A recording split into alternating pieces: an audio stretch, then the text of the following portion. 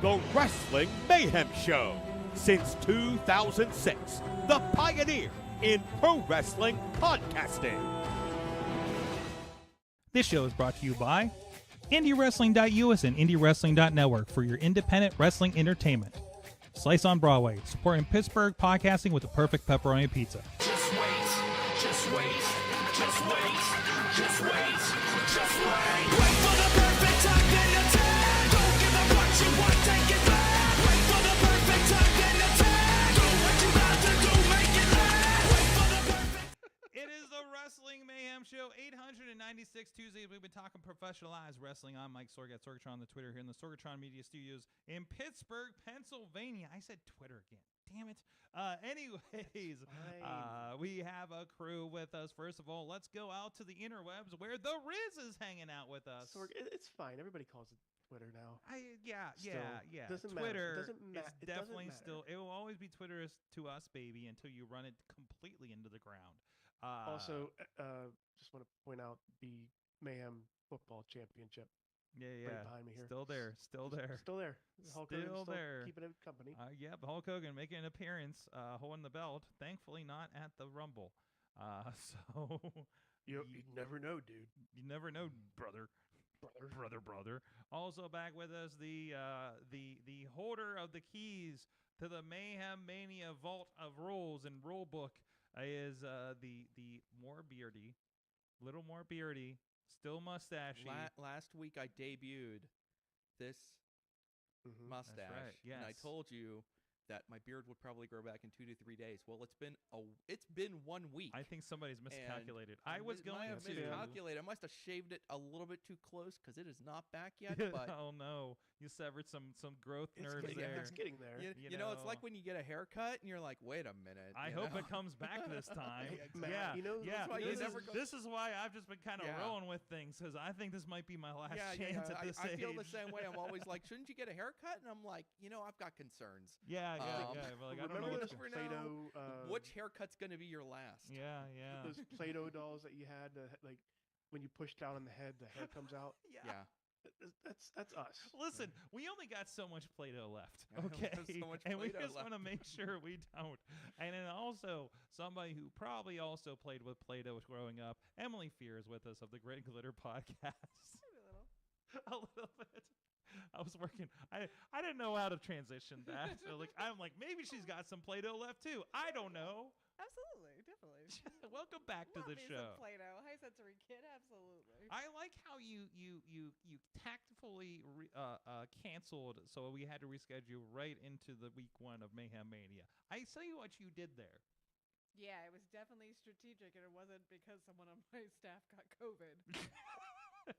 Yeah, Definitely. definitely. Using my strategy brain. Strategy man. Welcome back, though. Yeah, thank you. I think there's a few things to talk about this week.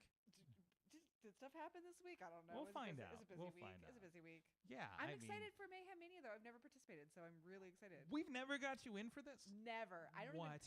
even quite know how it works. You're going to need to go through it all with me. That's cool because near to us. Awesome. No, near do we. It changes really. every week. Yeah. It's honestly, it's up to Matt. Emily, don't Really? listen to this rabble here.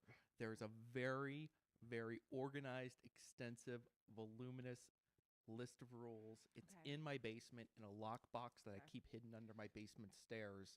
And every couple years or so, I consult it so that I don't forget any of them. So is this like one of those like board games where you can play with exactly like 5 or 11 people, and it takes like roughly 3.5 days, and there's Yes. like one of those days is committed solely to learning how to play the game? Yes. Yes. That does sound somewhat familiar seems to the familiar. way my It's a- family game nights It's a go. mixture of that, Yeah. and then at the end, it's more like Monopoly. And I where would you also just point throw out the- that where you just throw the board out the window. and this game does take a little longer than 2 to 3 days. It takes about 2 months to finish. So I would Yeah. expect, because we're We are doing a D&D game. This lasted like 2 years. So Yeah. 3 years. I don't know. Oh, We that's start- short. That's it. can Is you it- is start it referring to me as the Dungeon Master of Mayhem Mania? Can I do that? the Mayhem Master? I think the Mayhem Master seems Mayhem Master. appropriate. I Ooh, don't know. Mayhem if Master that is just such a might have cool the same name. ring Yeah, to it, the, but all it's right. the Mayhem Master. Yeah. Mayhem Master.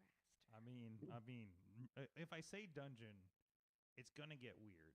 I mean, it's 'Cause already weird. The- It's professional wrestling. I mean, if I just call you the Dungeon Master and you're wearing that mustache, I mean, we can just like fill in the blanks. I mean, Sorg. I mean, have you seen the people on Top Rope Tabletop? I mean, yes, they got every Dungeon yeah, Masters like every there all month. the time, and there's way more facial hair on that show than there is here. Yeah. Also, I didn't get the memo about facial hair, so sorry, guys. I shaved. I mean, male-driven wrestling podcasts are usually fairly beardy.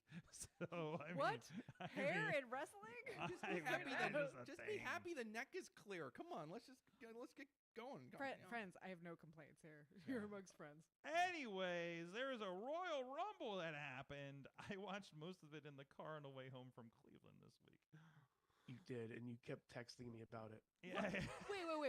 Were you driving too? No. I worked the Exodus Pro show, EC3's promotion up there. NWA Exodus Pro is the name now. It changed literally the last show I did it. No, so it was a 4 o'clock matinee. They bumped it up since they ended up against the Rumble, yeah. and I'm sure they had the venue already booked or whatnot. And I was like, well, we got out of there, and I was like, I missed the first 20 minutes of the show by the time we got in the car, and Gracie's like, I'll drive. I'm like, okay. And meanwhile, Riz hosted his first Royal Rumble party here at the studio. Wow. I walked in and everybody was watching the Rumble, and I got in right before the last Rumble. That's awesome. So, Great like, There I was did. pizza, Very and convenient. Yeah. that's all I bought. Yeah. Yeah. Rumble was I happening. found all the leftover pizza today, by the way. Really? There was leftovers? Yeah, there was like a slice left, and we left it back there since Saturday. Oh, no.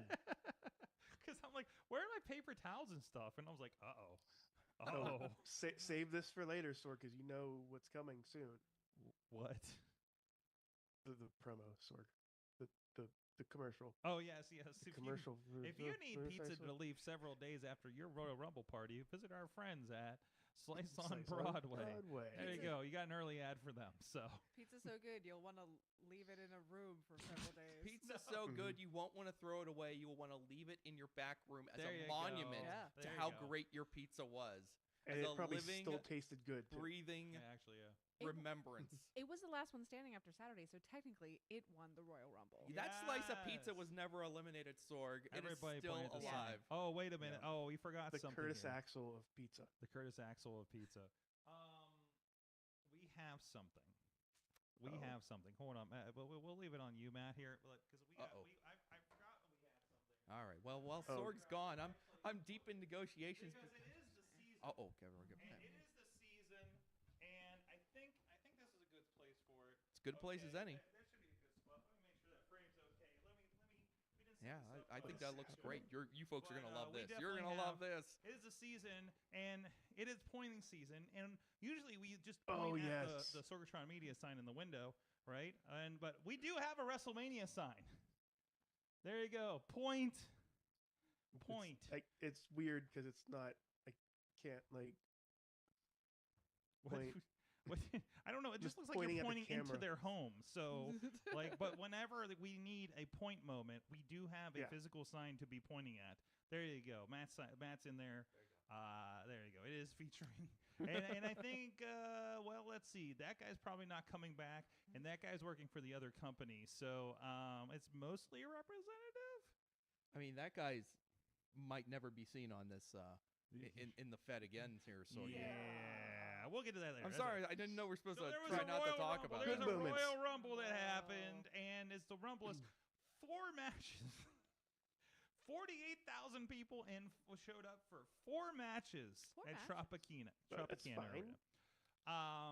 The women did not have matches. We had a WWE Universal title match 4-way and the U.S. title with Logan Paul and the 2 Rumble matches.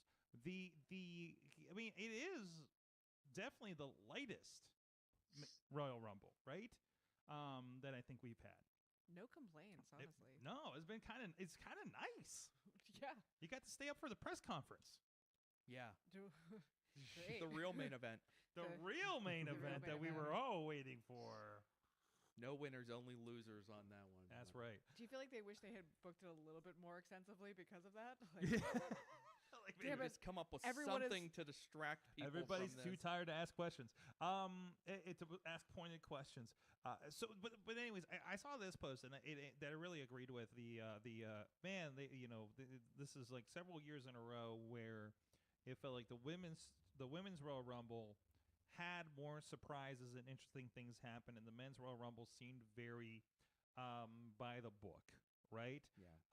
Not a lot of surprises, but a few good moments in there, obviously, with some of the guys that are in there. But really, the women's, Naomi coming back. I didn't get to see the entrances to see the surprise. I actually watched this thing for 5 minutes before I realized Jordan Grace was in the ring. So I'm like, Naomi, you can't miss. So, because the bright greens, and I realized that, and I was like, that's nice. 'Cause obviously, there's precedents. They had Mickie James on, but of course, she's a legend. When it comes to WWE Women's Division. But to see Jordan Grace be in there, the Impact champion, was really cool. And she had a face. Oh God, who did she have a face off with? Bianca, wasn't it? Yeah. Mhm. So there was a lot of fantasy booking kind of happening there. I know what were your vibes on those moments, or anything else that kind of stuck out for the Rumble? Emily, I know this is where you come back to WWE for every year, right? I know, it's true. It's like I just have a soft spot for I the think Rumble. everybody does. Well, and especially for the Women's Royal Rumble because, I spend most of my year not watching WWE. Mhm. So, aside from like checking in on NXT on occasion or watching like a match or two here and there. So, like for me, the Women's Royal Rumble is really fun because it's like I'm getting to catch up with talent that I rarely get to watch in action. and see some of the people who are on the up and up, and also like get to be genuinely surprised when you have like people like Jordan Grace make their debut. So yeah, absolutely. And I thought it was really great to see Jordan Grace in that, and I felt like they booked her stronger in this Rumble than they booked Mickie James when she made her appearance, which was really great. And I don't think Mickie James was the Knockouts champion when she made her Rumble. Was she? Oh, see, I think she was. Yeah, she showed up with the belt. Yeah. Oh, okay. So I don't remember that being the case, but okay, cool. So like there is precedent where they let him come out with a belt and everything, but I did feel like Jordan was booked to look stronger than Mickie was. Yeah, I think that was Ivy Nile was the one she faced off with. Yes. Yeah, they had a great like strong woman moment, like face off, and it was fantastic. Matt, what do you think about the Impact crossover, the silly door, as Uncle Paul said later? Yeah, that was nice too, wasn't it? I thought Jordan Grace looked amazing. She like jumped off the screen. I think she was better than like all but maybe like 4 or 5 of the actual WWE women in the ring. Literally, she was better than I can count on one hand the number of WWE wrestlers that were in that Royal Rumble that I think are better than Jordan Grace. She was like world class. She jumped off the screen. Like the minute she hit the ring, like it just felt like everything like picked up. That being said, I wasn't really kind of blown away by either of the Rumble matches. Although I did think the end of the women's match was good. Like the last like 5 minutes or so of the women's Rumble I thought was really well done. But like the men's Rumble was just kind of like, okay, we're just kind of doing this thing here. I just kind of felt like it was just kind of a slog. Yeah, the men's Rumble felt like there were like story beats that they had to hit, and they were hitting them.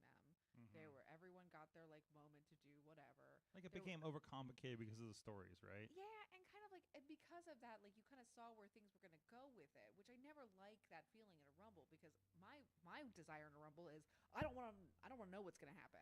I want to genuinely. Bushwhacker Luke could become the #1 contender for WrestleMania. The whole idea is everybody has a chance here, right? Right? Yes. Right, and there was never any sense of that with the men's Rumble specifically. I called Cody Rhodes right away, because the minute he makes his entrance, it was like they're making mention of like, oh, could he win it twice in a row? And it's like, I think they're the only one they ran a package for out of the Rumble. It's like when I see that, it's just like, okay. And like that's a really irresistible hook for them to like put it on, right? Like him win a second Rumble in a row. And it's like, and especially in light of the fact that the other guys in the Rumble, there aren't particularly strong enough main event stories to go with. But there was good tease. There were good teases. Good teases and good setups for what do you want from a Rumble match, right? You want setups for coming matches. You want setups for other big payoff matches. And it's a test bed too. Like, hey, let's have this person face off with this person and see what the crowd does. Sure. Right? And I was like, okay, there's appetite for that. Like it's almost like a customer survey before Mania season, right? It's like I mean it's a good like test. It's a test for your audience. Yeah. A test screening for your audience. A test screening, yes. Were there any of the like younger guys or the younger talent or the like more like your NXT guys, etc.? Were there any of those guys that you thought were particularly good in the men's Rumble that had to particularly good standout moments? Because Braun. Braun was the only one Braun Breaker was really the only one that they really tried to do anything with. Because he stepped in the place of Brock another Lesnar. wrestler who's not there. Allegedly. So we're going to go with reportedly. Reportedly, Brock Lesnar was unbooked from the Rumble match, and they just popped Braun Breaker in there in his place. And good on Braun on short notice. He went in there and he did his thing. Yeah. And I thought he looked fine. And I was even like, okay, so Andrade came back. Like returned to WWE in this match. Okay, and he makes his entrance. And I'm like, oh, there's Andrade. And then like my son has to be sitting there and he's like, Andrade's back in WWE. And I'm like, what, is this like the he's back moment? Because it doesn't feel like it was just kind of like, there's Andrade. Like we all thought. Yeah, they were like, oh, the hottest free agent. And I'm like, wait, okay, so he wasn't back then. I swear he was already back. Yeah, it was so weird. Back. Yeah. Now contrast that with when Jade came out. When Jade came out, you're like, Jade's here, Jade- you know. yeah. Jade Mhm. Cargill is And here. Jade was already here. Yeah, Jade had been there for a long time, and it was like Yeah. not a big secret No, at all. I think the best new showing of somebody who will definitely be back this week, baby, probably, is Jade. Yeah. Like for real, and somebody who has been a major detractor of Nyla Rose, or no, God, this is the second time today I did that. Nia Jax. Mm-hmm. Wow, why am I doing that one? It's because of the Riz thing. I'm really mad about that. On her What? Twitter account. Yeah, no, that thing I told you about. Every time I search for you on Twitter, I get Nyla Rose now Because she Oh, added that's right. because she Riz to changed her like Yeah. name on there. I don't like this. No, I don't like. Riz is Should like, I don't should feel like change my everybody. name? I don't like how everybody's talking about me. Everybody's so Riz these days, and Poor No, Riz. nobody should be Riz. Stay No. away from my Riz. Stay away from my Riz, yes. Anyways, but no, talking about how Nia Jax got the right one.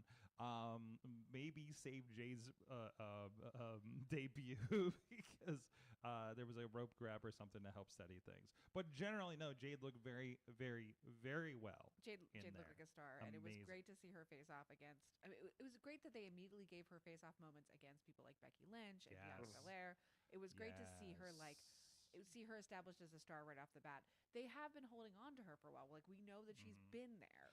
So it was a And matter of like waiting for this debut. We knew it was coming. She also may have been in a little bit of performance center finishing school to make sure Mhm. she had all the right tools in there that maybe she hadn't gone yet. She's still very green. Yes, I'm super excited to see what she can do now that they maybe have done that with her because like Mhm. there was always a ceiling to her matches in AEW. There just was. Mhm. You could put her against great talent and you would get a decent match out of Jade, but there was that ceiling. Mhm. And so I'm curious to see with that performance center and finishing school, with additional training, where that ceiling is now. Mhm. I'm excited to see this Jade Cargill 2.0. I am excited by a match with Bianca as teased, but and I apologize for this seeming like a stereotypical tag team situation, but I kind of want to see Bianca and Jade just throw around the women's division and the tag team division. I mean, I think that would be incredible. I mean, it would be cool if you could get a legitimate women's tag division, Mm-hmm. but who has one? Mm-hmm. Yeah. Yeah. It's just Because- they're just Yeah. throwing people together and Yeah, seeing where they stick. like Yeah. they don't really have one. But honestly, like even places that do women's wrestling really well, I will say TNA, like their women's tag division is still like one or two maybe teams that last for 6 to 8 months, Mm-hmm. and then there's turnover, and it's like please somebody commit. Mm-hmm. Mm-hmm. Mhm. I mean, you need an Iconics or something, right? You need more teams like that. Like And- nobody else really dedicates to something like that. And why not? Because men's wrestling has lots of tag teams that stay together for Mhm. however long and continue to work together. And it's like that doesn't seem to be a problem. Why is it a unique problem for women's wrestling? This turns into screen time and representation, probably, right? Because there's only so many. There's always, and I know it's better now. Raw has a lot of women's spots. Collision had 2 matches this week, by the way. Oh, whoo. Yeah, we're getting there. Baby Whoa, steps, baby whoa, steps. whoa. But there's when they're fighting for a spot, and then you get pigeonholed in the tag division. That seems to that seems to like lower your chances, right? Yeah, Yeah, absolutely. it's like at least the way it's currently structured, that can change. That should change. But I think that's why nobody dedicated to it, because it's like, well, and then I go where? Because there hasn't been anything if you dedicated to something like that, unless you were the Iconics that were so good at it, right? Too bad there wasn't a tag belt back when Lay Cool was a thing. Yeah. We literally had They had to to split split the a women's belt, right? Well, what they've been doing more and more with WWE, I mean, and just in general, like you get these like factions instead, right? Sure. So you get built-in tags from those factions, and then like you can have someone have like standalone stories while also like having a built-in tag partner that way, and that's smart. That is smart. But you should have established tag teams even when you do that. So Tina is saying Caden and Katana working on that as well. I was going to mention this as Yeah, well. Like Caden yeah. and Katana have been together for, I think it's been like 10 years. That seems like it. I I think they fired and came back as a tag team, right? I don't know, but but their longevity has not necessarily equaled, No. higher quality stories or higher quality. And I mean, eventually it comes down to the talent that's together. Like if you put, like I'm much more enthusiastic about Asuka and Kairi trying to carry the titles and see what they can do with it. Just because they are such high quality wrestlers. But then, like, I'm watching Raw last night, and their tag match was the flattest one in the crowd. I don't know what it is. Like, I don't know what they need to do to get that excitement. You know what I mean? And I don't know, is like, are they not giving a lunch and they're not excited about it? Or is it just, it's been so watch and repeat that nobody cares? Well, I can't help but think about having this conversation in light of the fact that Naomi is back, right? And Yeah. what was the story when Naomi and Sasha left WWE? Like, They were the tag, exactly. So They're trying to get that together. Yeah. So like we now have an opportunity, or WWE rather has an opportunity to maybe course correct on something really specific. But I think the reason why the crowd is flat when it comes to these tag matches is WWE doesn't put any investment in them. No. Why no. does what? You're not made to care. Yeah. Exactly. I don't have to care about this, even if I really love these wrestlers. This match doesn't mean anything. And that's going to catch up with you. Yeah, the injury line was a problem for a while, wasn't it? Because the tag champions kept getting injured, and it kept hot potatoing, or we fill in a partner or something like that. Landing on something really nice with Chelsea and who was Chelsea's original partner? I don't even remember. Sonya Deville. Sonya Deville. Oh my gosh. So yeah, but that's how well I think Chelsea and Piper are like one of the strongest teams that we've seen in a while. Yeah. So there's a lot of really great matchups, and the women's Rumble highlighted these team ups and these these pairs. I would like them to be able to continue to be able to do that outside of the Rumble meaningfully for the belt. Matthew in the chat over on Facebook is saying the first 6 eliminations for the women's Rumble were 3 full tag teams. So it's not even. I mean, it certainly is an issue for the women's division too. But like even on the men's side, WWE has never been historically has never been super strong when it comes to pushing the tag teams. I mean, we remember this pre-Usos record-setting reign era where it was just it was always kind of like whoever we can throw together and whoever we can to fill these tag titles. I'm not surprised to see the same thing happen with the women's division. It's just kind of WWE has always been more interested in finding in promoting singles individuals than they are in promoting tag teams. Tag teams inevitably become a vehicle for the breakup story and whatever follows that. It's more just They used to be best friends.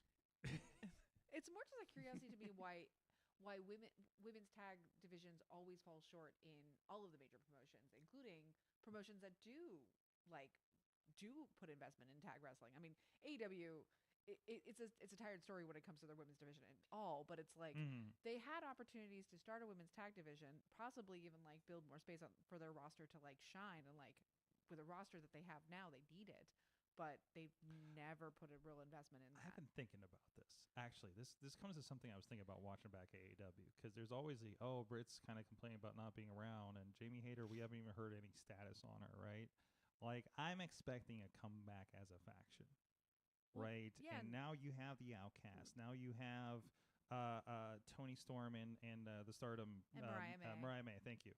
You have little bits of pairs, at least if not groups, that you could do something with if they come back around. And because I think they would be the piece missing. Because right now, but like you put those two back in, like I feel like they were Britt and Hayter were like the strongest team, right? Even though they weren't doing a team basis, but they were the strongest pairing I feel like you had. Yeah, I mean, we had an era briefly with AEW where we were getting a couple really standout moments with women's tag specifically, like when they did the hardcore match between Anna Jay and Tay Mello and Bunny and Penelope Ford, and that was a moment where it was like, hey, this is a great story. You did really good work here. What are you going to do with that? And turns out the answer was, we're not going to do anything. Thanks. Good job. Good job, ladies. Bye. Yep. What story are you talking about? There is no story. Story? Huh? We added 5 men to our roster. Let's look at that. That's right. Look at these guys over here. And we added another show. It's fine. It's gonna be fine. It's gonna be fine. We have a Saturday show now. We put our special boy on that show. He'll be real happy now. Special boy. He'll be here for a month. He'll be He'll so be for happy. more than a month. It'll be It's fine. It'll be fine. We built him a Everything will be fine. castle. He'll live there forever. Mm-hmm. Mm-hmm. Wow. Hey, speaking of Wow. Speaking the of- nerve was struck. Holy shit. speaking of Prince Philip, Actually, let's talk about Prince Philip in one moment if we could, because I want to give a shout out to our friends because we've had some movements and introductions and new show ups as well here in the last week. Of course, if you guys like in this conversation, want to be a part of it, you can hit us up at that email address. Good times. Good times at WrestlingMayhemShow.com. And we are here live every Tuesday at 9 p.m. Eastern. Programming note, we should be here till next week at 9 p.m. Eastern. And I will not be.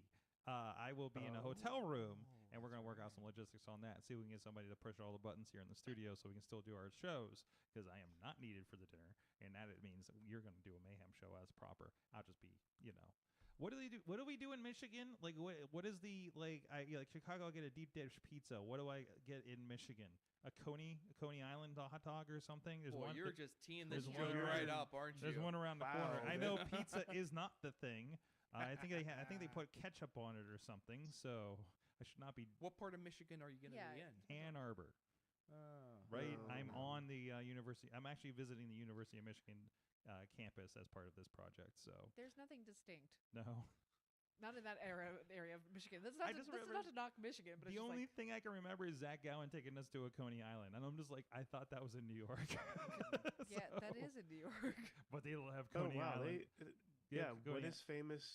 What is Michigan famous for food? I don't know. In Ann Arbor area, I've It- only ever had like specialty cheeses and beers. So. I mean, going to Yeah. Well, Zingerman's. I mean, if you ever get out near mean, Grand is Rapids, known Grand Rapids for is known famous- for its it's the other side microbreweries of the and things like state, that. and yes, the breweries are very nice there. I've been to one of Yeah. them for an after show. They're famous Riz. for their fudge. Fudge. Fudge! There you Coney Island go. hot dogs. Okay, that's Fudge. confusing. Hot dogs And Cornish pastries. ooh, Cornish pastry. Corn- Pasties. Pasties. Pasties. Oh, gee, what? Pasties. Pasties. It's not that kind of trip, Riz. It's a pastry. That's just the name of it. Yeah. Okay. I'm like, that does not. Like, You Not have the to type. Okay. Google image search that carefully. Not that. Not that Safe type of search pasty. And also, off. I want to be on the record saying I'm not responsible for this. Please. No, but it's just a research department. We have a new research department. Riz is working it out. So- It's like a meat pie.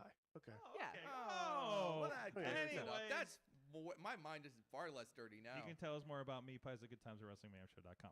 But also, thank you to our Patreon supporters that keep this show rolling. Patreon.com/WrestlingMayhemShow. Our friends at the fan of the show level, Bo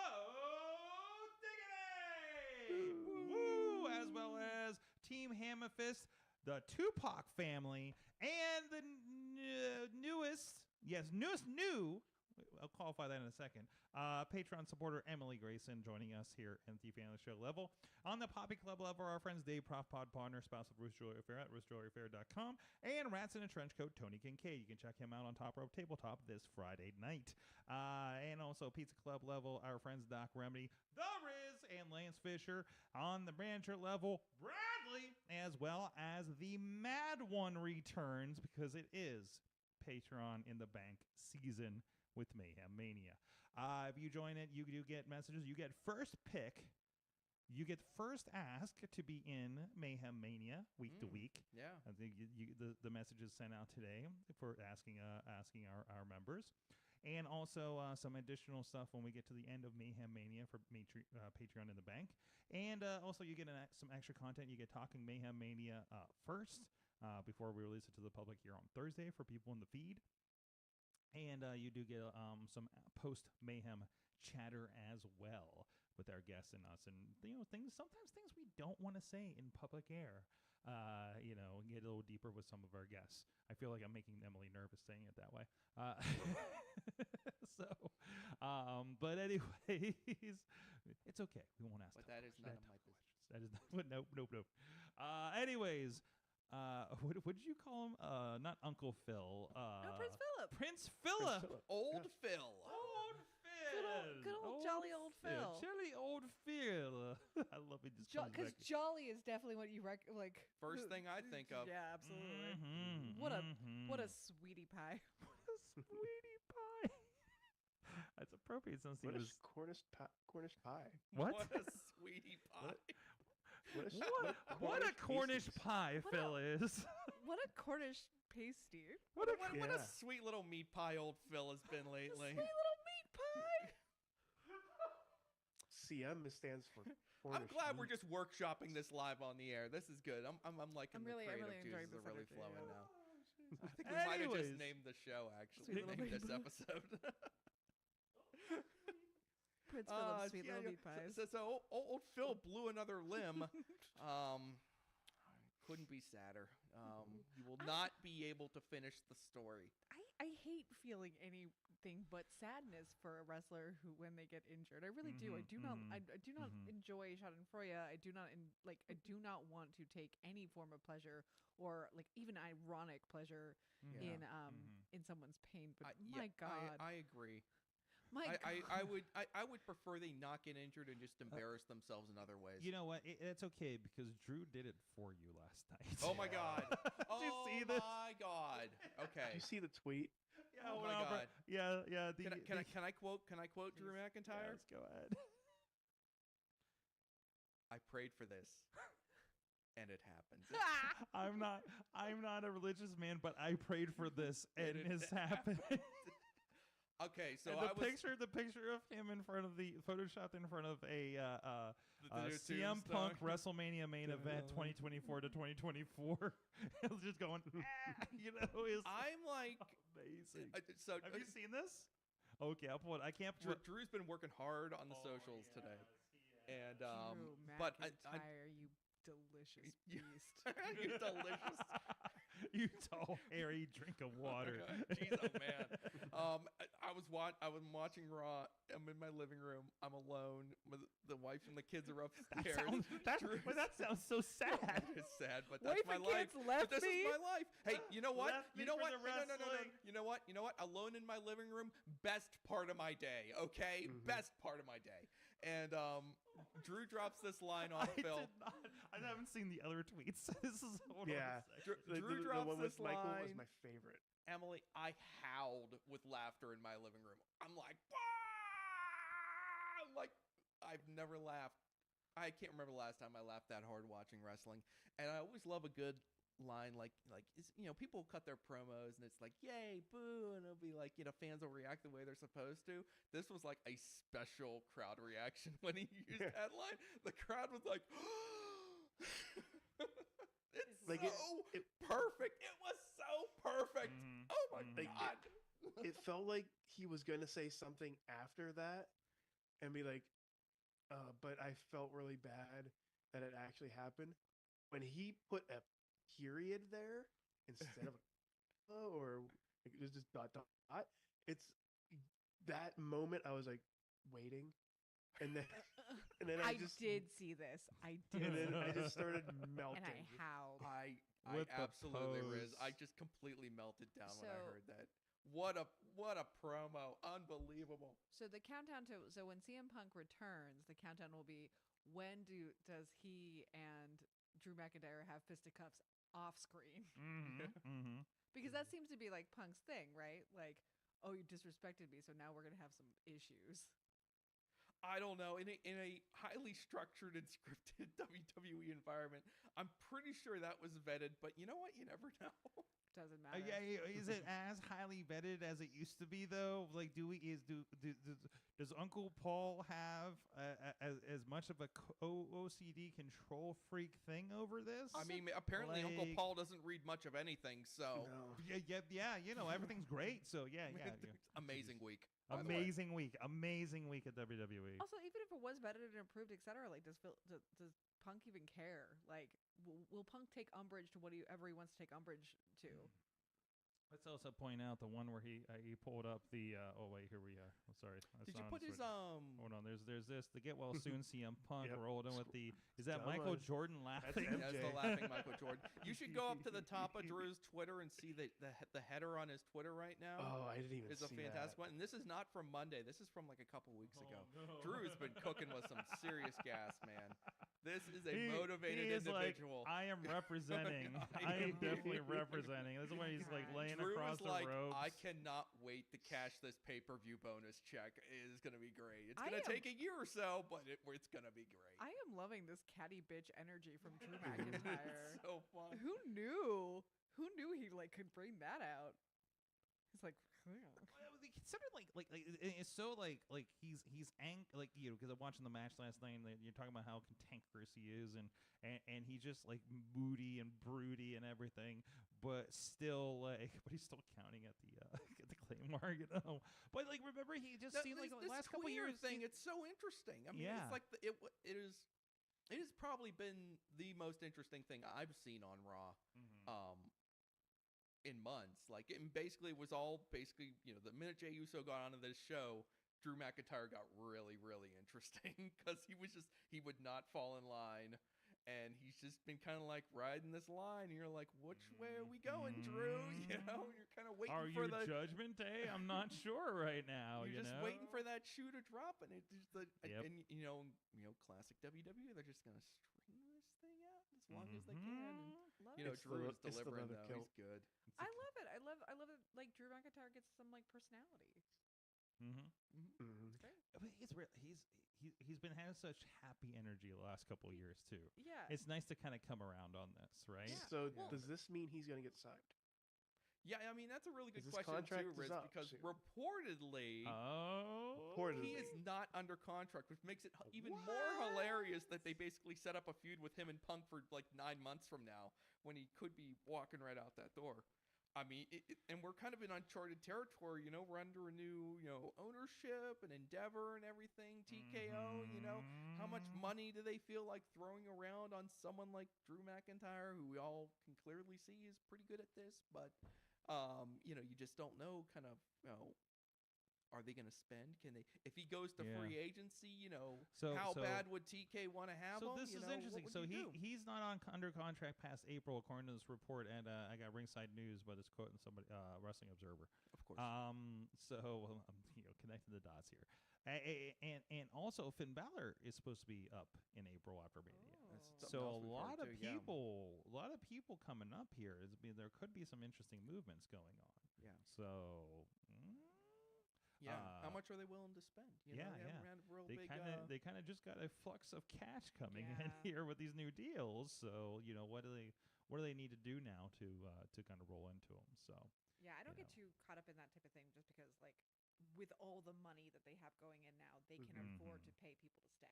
Absolutely. Yes, but just because they can afford to doesn't mean they necessarily will. But some I mean the UFC can afford to pay its fighters, but they don't really do that. Well, unless you're a really big star, and then you will get paid. But for rank and file UFC fighters, the pay has been a point of contention for a long time, and you got to wonder if that's going to leak over into WWE when it comes time to do. I'm curious about this because I ended up chatting with somebody at a combat sports show a couple weeks ago that talked to me about the pay and what they were doing on their shows and how much they were paying people. So I always wonder because the shows that we've done, you filmed a couple of them.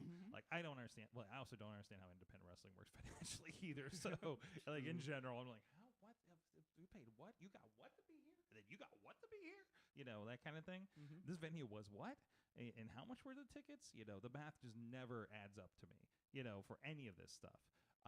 But that's why I'm not in logistics like that. But so can you give us just a general since this is concerning us as wrestling fans because now they own it's the same company. Yeah. What is the general UFC controversy with the payments? Who, me? Yes. That they're not making enough money. Just that when you look at the percentage of revenue for that the UFC brings in and what percentage of their revenue goes to the fighters, it's not. Who are the ones literally killing themselves? The ones that you're profiting from. You're on purpose getting punched in the head. Yeah, and you're legit fighting. Yeah, versus WWE is what a WWE is. It is a wreck on your body, but it is definitely a different animal, right? Right. So, yeah. So just when it comes to, are we sharing enough of the pie with the fighters? Then, there are fighters who feel like they probably are not. Mm-hmm. And, just like with WWE, there's no union for the UFC fighters. So they are not organized in any way like like some of the other pro sports leagues are with their professional athletes. I'd imagine I would imagine a short shelf life for many of them too, right? Of course, yeah. So, unless similar to you football. are like, a top of the top star who can dictate terms and things like that, then you're kind of at their mercy because they are, the biggest game in town when it comes to MMA here in the States. It's like they're the WWE of the MMA. Yeah. What a perfect marriage. Interesting, isn't it? Yeah. So there's that. Well, if you want some wrestling without controversy, go over to IndyWrestling.us. I think we've been pretty good at avoiding controversy for a while there. I mean, we have. There's controversy in the local sport. I'm not saying I haven't worked for controversial people, but they're not on our network, I don't think. So at least not anymore. Anyway, don't look in the archives. But or better yet, subscribe and seek them out. Watch everything. If you want controversy, you're going to have to pay for it by joining us IndyWrestling.us network, and then that stuff's in there. So, or the YouTube. I don't know. But anyways, either way, a lot of great content happening there. Of course, our friends at 880 just had Gannon Jones Jr.'s All-Star Weekend up at 880 Wrestling in New Kensington. Of course, we have the Thursday shows. Big month coming up. Did you see the calendar that was tweeted out for this month of shows just on IndyWrestling.us? I think you said 880 alone is having 7 shows in the shortest month of the year. Overachievers. Yeah. 7 shows. 7 shows. You got the Thursday shows. The 4 Thursday shows. Yeah, the Friday show. And the No Ring show. Yes. There's another one. Where's the? Where was the other one? Where's number 7? Somebody counted 7. I think they look out because I think there's an extra Thursday in there because of the way it lands. Oh, so okay. I don't know. Let me go to IndyWrestling.us and go to live events over there so I can do math all by myself. And literally anybody can do this sort. Anybody can do this on the internet. Even if you want to go to, I think it's set up. Hold on, let me go to Pittsburgh. Is PittsburghWrestling.com now redirected now? I don't know how to spell PittsburghWrestling.com. Those are 2 big words. This is where I find out on the air if I set this up correctly. So, okay, no, I gotta go fix that. No, if you go over there, live events, we got this nice little calendar, and it's got visuals. It's very visual now for people who hate to read. For people who hate to read, and we're like, that's the show with Gangrel. I think I want to go to it. I think there I do you go. go. To that. Oh, look at that over there there. Okay, and you got all of your information. All of our partners over there, even the Top Rope tabletops are listed here. Wow, look at that! You know, so look, that is a lot. Look at February. It's beautiful. Revenge Wrestling. Yeah, thank you for wife of the show for setting this up, by the way. The Revenge Pro with EC3 coming up against John McChesney up there in Erie. Victory Pro Wrestling's 2-year anniversary with War Games is coming up. Yeah. All the information, links to buy tickets where applicable, and everything else. You know what I see right on there. this calendar here, What's that? Sorg? I see some wide open Monday, Tuesdays, and Wednesdays here. We got to book some more shows. Yeah. Let's get somebody Exactly. going here. Where's a Wednesday independent show? Yeah, I'll let you know when I get my tax refund, and Let's Bradley and I will get on this for you, and we're gonna run a good tax refund show. I really feel like Monday is an untested market for wrestling shows. Yeah, it Come really on. is. You know, you got to start the week somewhere. Absolutely. I would love to see, like, after WWE jumps to Netflix, all the indies decide, you know what, we're running Mondays now. You know, you don't have to watch It's Raw fair Mondays game. anymore. We're just No gonna one go has for it. Netflix. Let's just start running Monday night shows, just like the good old days. Roll the dice, see what happens. Exactly. Well, it was a big news last week with WWE. The Rock is on the board. Netflix got Raw, and apparently that's it. And Amazing WWE Network is basically no more as of a year from now is going to be on Netflix in countries that are not Peacock, which is just us in the States. We are the only ones on the cock. Is the Americans. So. Yeah, that was about it, right? I mean, and then everybody was happy last week, and there was a Rumble. Have a great show. Yeah, Great show. It was all good news for WWE. All good news. Like, all positive. Good news. Nobody currently with WWE has a problem. Not anymore. That's right. No. Actually, the rest of the gang, they still got problems. Okay. But even though we got rid of the allegedly depraved, Big problems. disturbingly. I don't even know. I'm running out of adjectives. Depraved really works. Listen, I but think this we need insane octogenarian has really outdone himself this time.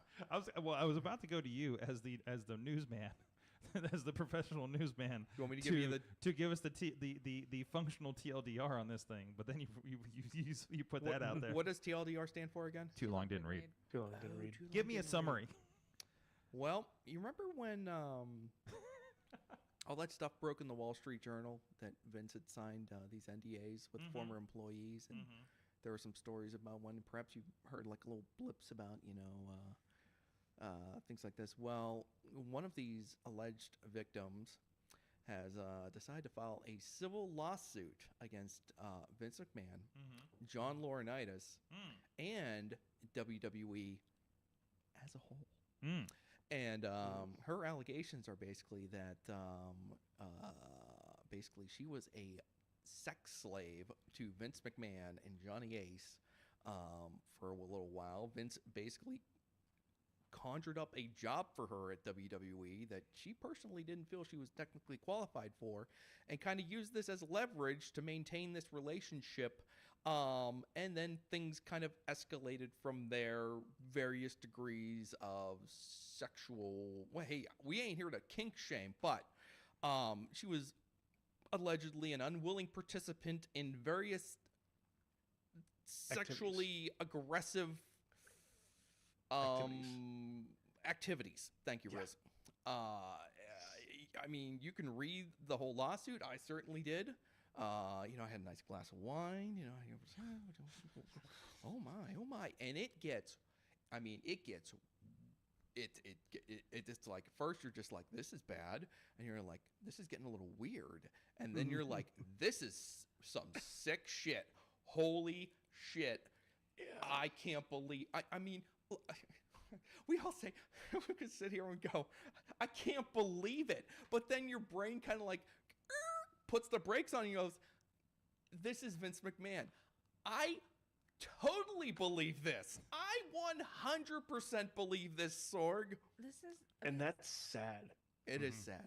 Yeah, because this is all stuff that we already understood was potentially out there, right? Like this has been not even just reputation by decades. I'm just talking about like the last couple of years, right? Like he was out, and then they brought him back in, and it's like because things were like quieted down, it was like quieted enough for them to be able to do so. But this never went away, and so it was a matter of time. What did they think was going to happen? If they let him come back into the company, what did they think was going to happen? Did they think that this was everyone's going to be okay? Well, I guess whatever, cool. Like, yeah. Okay, whatever. You just like coerced me into non-consensual like sexual situations for a period of years, and who knows who else. Yeah.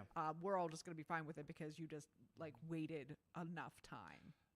Allegedly, there's text there with this, so that's what gives us a little more weight. Obviously, all of these are allegations, that need to be proven in court, but there are text messages with it that do give some weight to it, to the believability of the situation.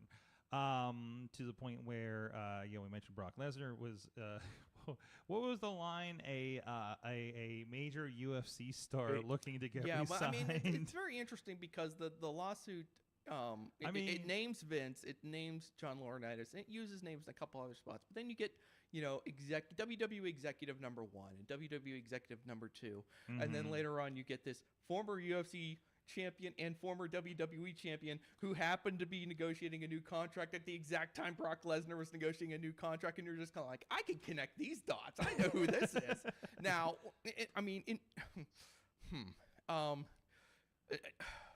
You want me to go through this whole Brock thing for you? I'll go through this whole Brock thing for you. We went basically through the course of these contract negotiations, allegedly with Brock Lesnar and between Brock Lesnar and WWE, Vince McMahon apparently decided that he would offer this woman to Brock as kind of like a sweetener to help convince him to re-sign with the company. Now, according to this lawsuit, this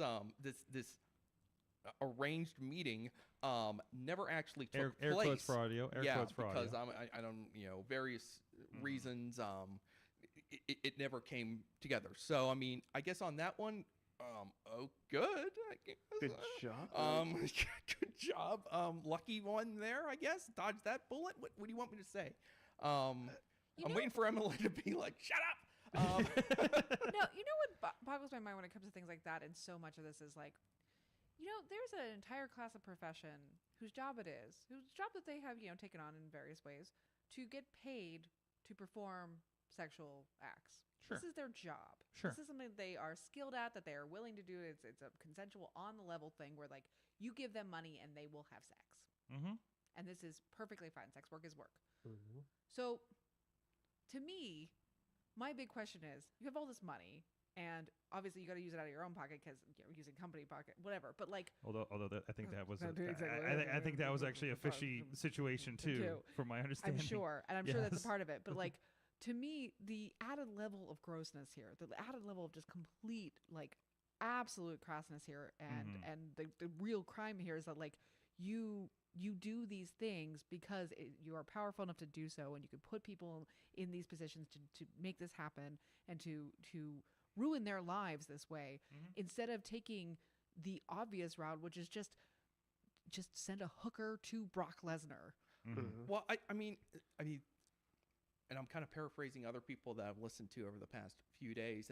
This is less to do with, sex and more to do with control. Well, of you know, course, and that's that's the real appeal of this. Yeah, to this group. and then if you're reading these allegations this way and you're trying to like psychoanalyze Vince, you're just like, this is not an addiction. This is not anything to. This has less to do about someone being addicted to sex or addicted to certain types of sex or kinks or whatever, and it has more to do with his addiction to control, which definitely fits his personality type to a T. Yeah, absolutely. It comes back over and over again in all of these cases. It doesn't have to be Vince McMahon. It could be any of these cases that we looked at during like when it's Speaking Out or the Me Too movement, etc.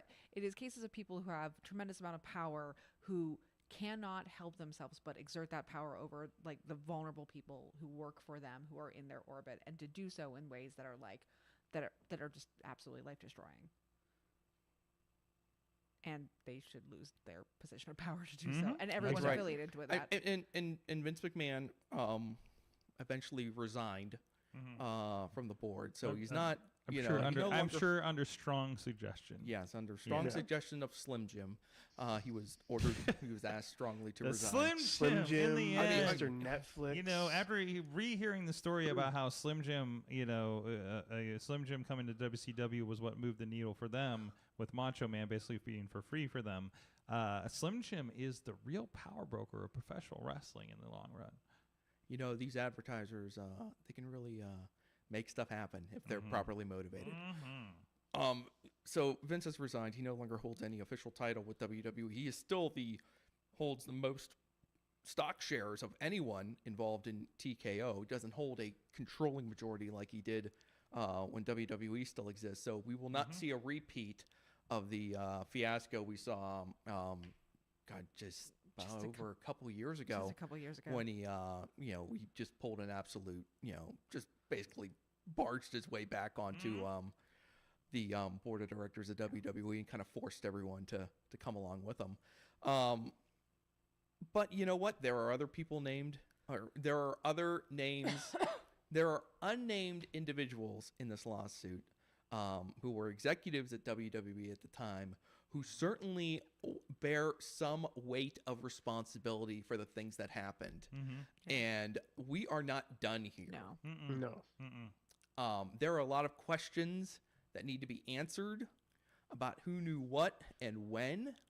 And depending on those answers, more heads need to roll in that company, because despite everything that's happened over the last, several years since this whole story broke, and Vince was, forced into retirement the first time, we were promised, an internal investigation. We were promised, we're going to do a culture change. That did not interview the victim.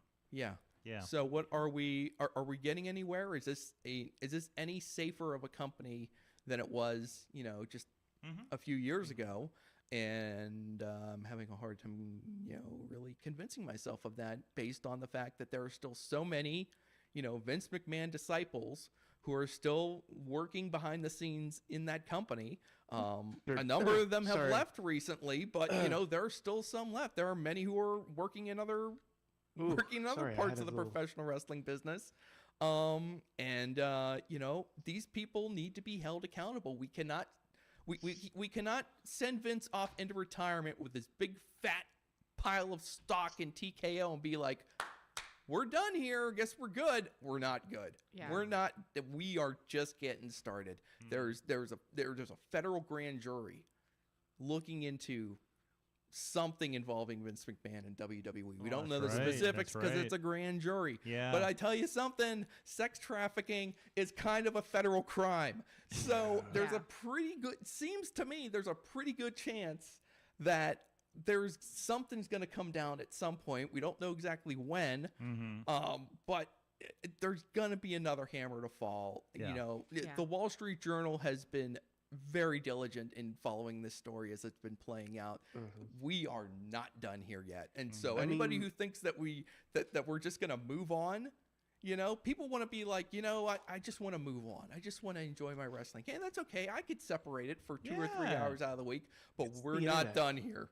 We are not done here. Yeah. All right? Yeah, like I even like as soon as that story broke, there were other stories coming out. Right.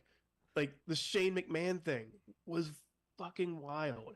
How he knew about it and wanted to talk about it, but nobody was very good. Wait, I haven't heard about this. So apparently the reason why he left was because Vince's power. We're talking about years ago when he supposedly went to go work on like an MMA company or something. Yeah. Like he was in the know about what and wanted it to stop. So instead of telling people, he just left. Yeah. So I don't know what the actual story is. This is just the tip of the iceberg of all the shit that I'm about to see. Everybody. We thought when he left the first time it was bad. This is a great time for everybody to watch Succession, by the way, on HBO. Yeah. Just 4 seasons, like 40 episodes. It's just a good time. I mean, there's so many things that even we really haven't had a lot of time to like really kind of arrange like all these different events just within the last few years and kind of figure out where's this line up. When did Stephanie step down? When did she leave the company the first time? When did she come back? I mean, that's big questions all there. We talk about Paul Levesque's hiatus when he was having his health issues and when he came back. What was going on during that time, and it recontextualizes so many things we saw over the decades ago in WWE. Every weird, stupid thing you've ever seen on a WWE show and been like, this is weird. Now it's really weird. Yeah. It was like the tip of the iceberg for what was really going on, right? It was hiding in plain sight. Yeah. It's really messed up. Yep.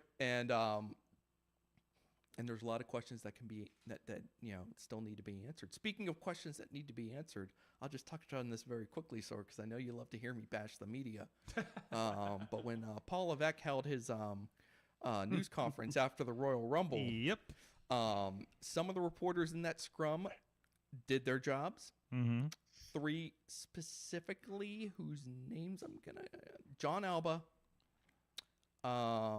Person whose handle was Seahawk, that his real name escapes me, and Brandon Thurston.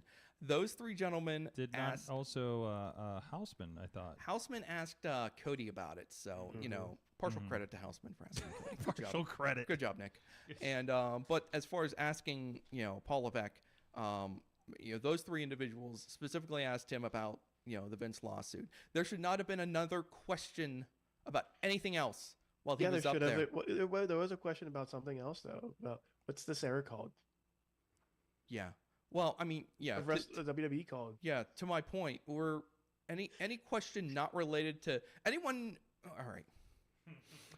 Let me load this up. All right. Take a deep breath. Right, take a deep deep going. breath. I'm not gonna name. I'm not gonna name names. Okay. Because name names. No. That's for Patreon. No. I'm not gonna name names because one of the people who asked a question not related to the lawsuit is someone I've had somewhat worked with in the past, and they are a lovely person, and I like this person a lot, so I'm not going to bury you here on this podcast. But there are like 4 or 5 people who got to ask a question to Paul Levesque and didn't ask him about the Vince lawsuit, asked him about some other stupid thing that doesn't matter. You did not do your job. You failed us, okay? You failed the city. If you don't want to ask that hard question, don't ask for the mic. If you don't want this responsibility that comes with being in that room, representing the people, holding the powerful accountable, don't go into that room. Don't take that free ticket. Don't go to the show. You failed us, okay? Don't do it again. I mean, it's a free show. Matt, as a person who has been in that room, not that one particular with WWE, but a similar room in Las Vegas over the summer. Cameron Hawkins is Seahawk. Thank you, Dave. There you go. All right. Is there any prep? Yeah. I mean, did they give any guidance to the media when you're put down in that room? Oh, At they least- shouldn't. Like, do you think like they're like, hey, don't ask about this, or Yeah, don't ask like, about hey, that? we're just here for a good time or something. Like, I feel like that does not happen very I mean, explicitly at there are AEW. members of the media who will use that as an excuse. You know, we've heard that before. We heard that, the first time we went around this whole thing and Vince got ousted and people weren't asking these questions at these newsers, and they're trying to make excuses about how, like, well, it's not the place and time for that kind of a question. And I'm like, look, Paul Levesque crawls out of his hole, once or twice, once every month or so, and sits in front of reporters and takes 4 or 5 questions. That's all we've got. He's not doing any one-on-ones with people who really matter. Yes. He'll do something with someone who's friendly, who he knows he won't nail him to the wall. Yes. But he's not going to sit up there in front of the firing squad unless it's one of these forums. This is our only chance. And Nick Khan's doing the publicity tour on CNBC, and all those kinds of things, and we get some quotes from that. Yeah. But they're not pressuring. They're not pressuring at all. I mean, it's like I saw. Well, I mean, that was The a different Rock. situation when I he's saw on the- CNBC with The Rock. I mean, and Yeah. this lawsuit hasn't come out. The headline is Sure, the Netflix deal. So I mean, it makes sense why they weren't specifically asked about Vince in that moment, just because it was kind of like and part of me is like, why can't we just ask them every single time, until the end of time, They should be these questions. They're like, well, what you're not going to get a real answer, and they're going to be uncomfortable. It's like they should be. That But is they not should an be. excuse either. That line about how, like, well, what's he gonna say? You know what? Let's ask him and find out. Because we asked him 3 questions, and in the course of those 3 questions, he pretty much crapped on himself up there, talking about how he didn't read the lawsuit. What kind of bullshit is this, Paul? You didn't read the 'cause he lawsuit. might have lived Brock Lesnar was unbooked from the Rumble. You got no clue why that might have happened. Should somebody have asked, show up, where's Brock? probably. That was, I was thinking that. I was like, if I was in the room, I would have been like, I think my question would have been, why was Brock unbooked? And just see Do we know that how yet? that was going to go. Do we know that yet? Do we know why he was unbooked? Do we know that he was at the time? Meltzer saying Reportedly, he was booked and then unbooked. Okay. All right. Okay. And then everything you saw Braun Breaker do in the Rumble, that was supposed to be Brock. Yes. So, I mean, that There's no way Brock Lesnar was going to get eliminated by Dominic Mysterio and Dominic Mysterio only. Oh, I mean, that would have ruled though. That would have been fun, but That would've been no. awesome. yeah, it's not going to be as much fun anymore. No. Well. Like, it would have been the Maven spot all over again. Yeah. I mean, I don't. What do you want me to say, Sorg? I think you've said it. You did I a think I great. said it. Yeah, you Yes. summarized You it did good. perfectly. You did good. I just wanted Did I bring enough rightful just outrage wanted- to this I thing? just We wanted got to work to good- do. I just appreciate the media, the guy that went to journalism for this, putting wrestling journalism in their place. I think it needs to be heard more. There's a reason why I did not go into the journalism side of the things I'm doing from podcasting. It's something we could have done, and I decided no, I don't want to be that guy. But you are that guy. And I mean, there's been a trend, at least in the circles that I run in online, where people want to hold the wrestling media more accountable because we can't just sit around and wait for the Wall Street Journal to come to the rescue every 6 months. We've got to. This is the legwork that needs to be done. This is reporting. This is the very core of what we're supposed to be doing. And I don't know. I mean, are you afraid? Are you worried you're going to lose your access? I mean, believe me, these are tough people. These are possibly bad people. They're ready for these hard questions. And if you're tactful about it, believe me, you will probably be asked back. We'll see. But that's exactly what they're worried about. They're worried about losing access. And but if you want to be legit journalists and act like legit journalists and hold yourself to whatever standards and have people treat you like you are, then you have to act like ones, regardless of whether the coverage that you are delivering is positive or negative. I mean, if you want to be, just a content creator and you want to ask your happy questions at the, they had like the big scrum, the day before the Rumble with, they have like 7 or 8 wrestlers and everyone gets to ask them different questions and that. And you want to do that? You want to go to the Rumble and you want to create your content? That's fine. Don't raise your hand in that news conference when Paul Levesque is up there. That is big person time. And that is the time to shine for the people who are serious about this Yeah, stuff. and honestly, like major wrestling outlets need to be ashamed of themselves for getting scooped by like mainstream media sources, because you have a closer eye on this and pay much more attention and have so many more connections than this. You shouldn't be relying on outlets like the Wall Street Journal to break the story for you. You're getting scooped and you're in the house. Hey, you know what? Emily, the Wall Street Journal, they're pretty good. I mean, I mean, so for me, I'm like, you know what? The Wall Street Journal, they've got their own, these guys are good. I mean, they know, how to investigate. They know how to get to the core of the story, and they are approaching it from different, different avenues. But they are approaching it from outside the business completely. And meanwhile, you have these people who are entrenched in it, who cover it, and have so much more knowledge and ability to do this, and they don't do it. Tina says, "Don't dogpile the journalist who asked about the Netflix deal." Tina, I said what I said. So that I'm gonna go on. I'm gonna defend Tina here for a bit. All right. That was a good question. What was the question to refresh our memories if you didn't watch it? It was not the time for it. What was the question? It was about like how big of a deal that was in professional wrestling to have the streaming service, Netflix, and all that stuff for next year. We all now, know again, that's going to be next year. Yeah. So that could have been asked, Mania or any other. But the news broke then. So yeah, it was a good question. But at any other time, I would be fine with that. It was not time for that question. And I know she's taken a lot of shit online. This person who asked that question. Was that Denise? No. Or Emily? Emily. Oh, not Emily. I know she's taking a lot of shit, and believe me, on the sliding scale of good and bad questions, it's probably a little bit toward the middle, but it was not the time for that question. I will pause this in quasi defense of Emily, because I think I've worked with Emily a couple of times on things. I think she is more of a personality than a reporter. Okay, and these same discussions. But then we're getting back to the point right here. Yes, if you want to be a content creator. So in this conversation, I think you and I have had part of this conversation.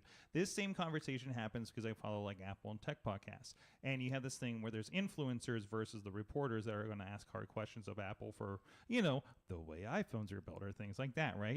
Yeah. So there's that distinction that's happening.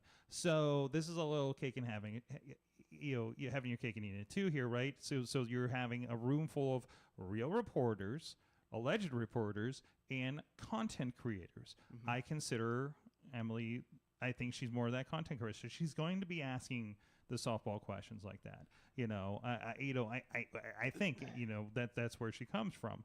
So you're saying, so what happens in a room when all of them are together?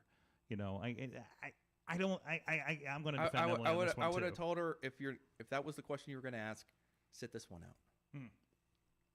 Okay. But, Okay. because I'm not gonna. I mean, like I said about some of the other people who asked those non-Vince lawsuit questions. Some of them I've interacted with, and Sure. I don't want to bury them. I just want them to be better, and I want us as a whole to be better. Mm-hmm. Yeah. And this was a critical moment, and that was not what we needed in that moment. We needed more. We needed a few more questions about Vince, so Paul could trip on his own thing a couple more times. Because Paul may not be the good guy in this.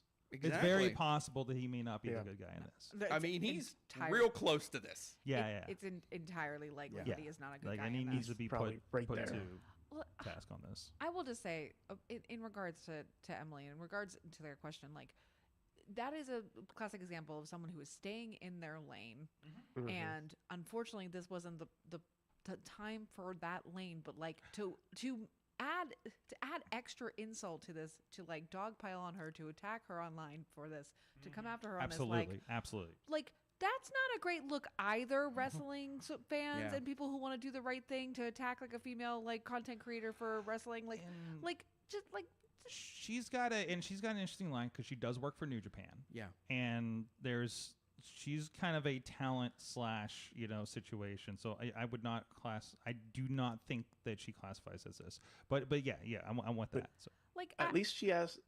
Sorry, I didn't mean to interrupt you. Emily, no, but go at ahead. least, Riz. blame Zoom. At least she added like some substance. Yes. Like it wasn't a fully question- fluff question. It Yeah, was it about wasn't a a- real I- news I- that under happened that normal- week. Under normal circumstances, like I said, I don't want to. I don't Yes. want to kill people for this. I just want us to. I just want this to be a moment of constructive criticism. But Fair, but she also asked a question that would get answered. yeah. Yes. Like, But even non-answers are answers. I mean, it's like, it's true, but like, there was a lot more stuff that we could have asked Paul. I mean, we could have asked him, why was Brock unbooked? Ronda Rousey had tweeted about Bruce Pritchard being an avatar for Vince. I was begging somebody to ask Paul about that. Paul, were you actually booking, or was Vince booking through Bruce, and you were just kind of along for the ride? you gotta imagine that there were people in the room ready to ask these questions. They were ready to ask these questions, and they were not given the opportunity to do That so. is also possible. And That is we'll- also and now possible. we'll never know if how many Because- more courageous people were in that room. So we Well, all know. And so it's not entirely like the fault of somebody who is a paid talent and professional in this zone to ask a question that they are like, that is not their purview or not their lane. Right. But they're going to get called on because they're going to ask a They're question that known. could be answered, Yeah. and they're known. So there were definitely people in that room who were not going to get called on because of the very questions they would ask. Definitely people had different missions in there. And for good or ill. Look, so, if it was this Emily in that room, like, I'm definitely not getting called on. exactly. So They're I escorting mean, me off the like, premises. I didn't think they'd call on Brandon Thurston. Like, he was like Yeah. the guaranteed one who was I going to am ask a solid question. And I absolutely was surprised. like, they are never going to take a question for him. Like, They did. They're say, hey, we can only take a couple of these. So let's Yeah. I was Well- surprised by that too. I was like, what do you think Brandon Thurston's gonna ask, guys? Yeah. about the Netflix Like- deal. Yeah. I mean, maybe 3 days after ago. that question. After this question. exactly. Maybe Yeah. maybe before. Absolutely, but the Netflix deal before all of this. Yes. Yeah, you can see like after those questions, the last two questions were both the same question, Yeah. and it was the stupid. What are we calling this era of WWE? Because this is so awesome. What do you think about E? WWE? Get the fans out of there. Get the Yeah. fans out of there, kids. Just- Come on. I mean, come on. But also and also the WWE press conferences are such a weird animal too, Yeah. right? They're not like, I feel like Tony Khan is more of an open book when he does this, for better or worse. Sometimes better or worse, Tony doesn't sometimes really worse. Because there is no filter, and he is not listening to PR people, right? And these guys are like, there is a, I don't even need the supposed reports to tell me that people didn't get media trained on what to do when they're asked about this question, then they will be asked on a question, because every wrestler got interviewed going into this thing.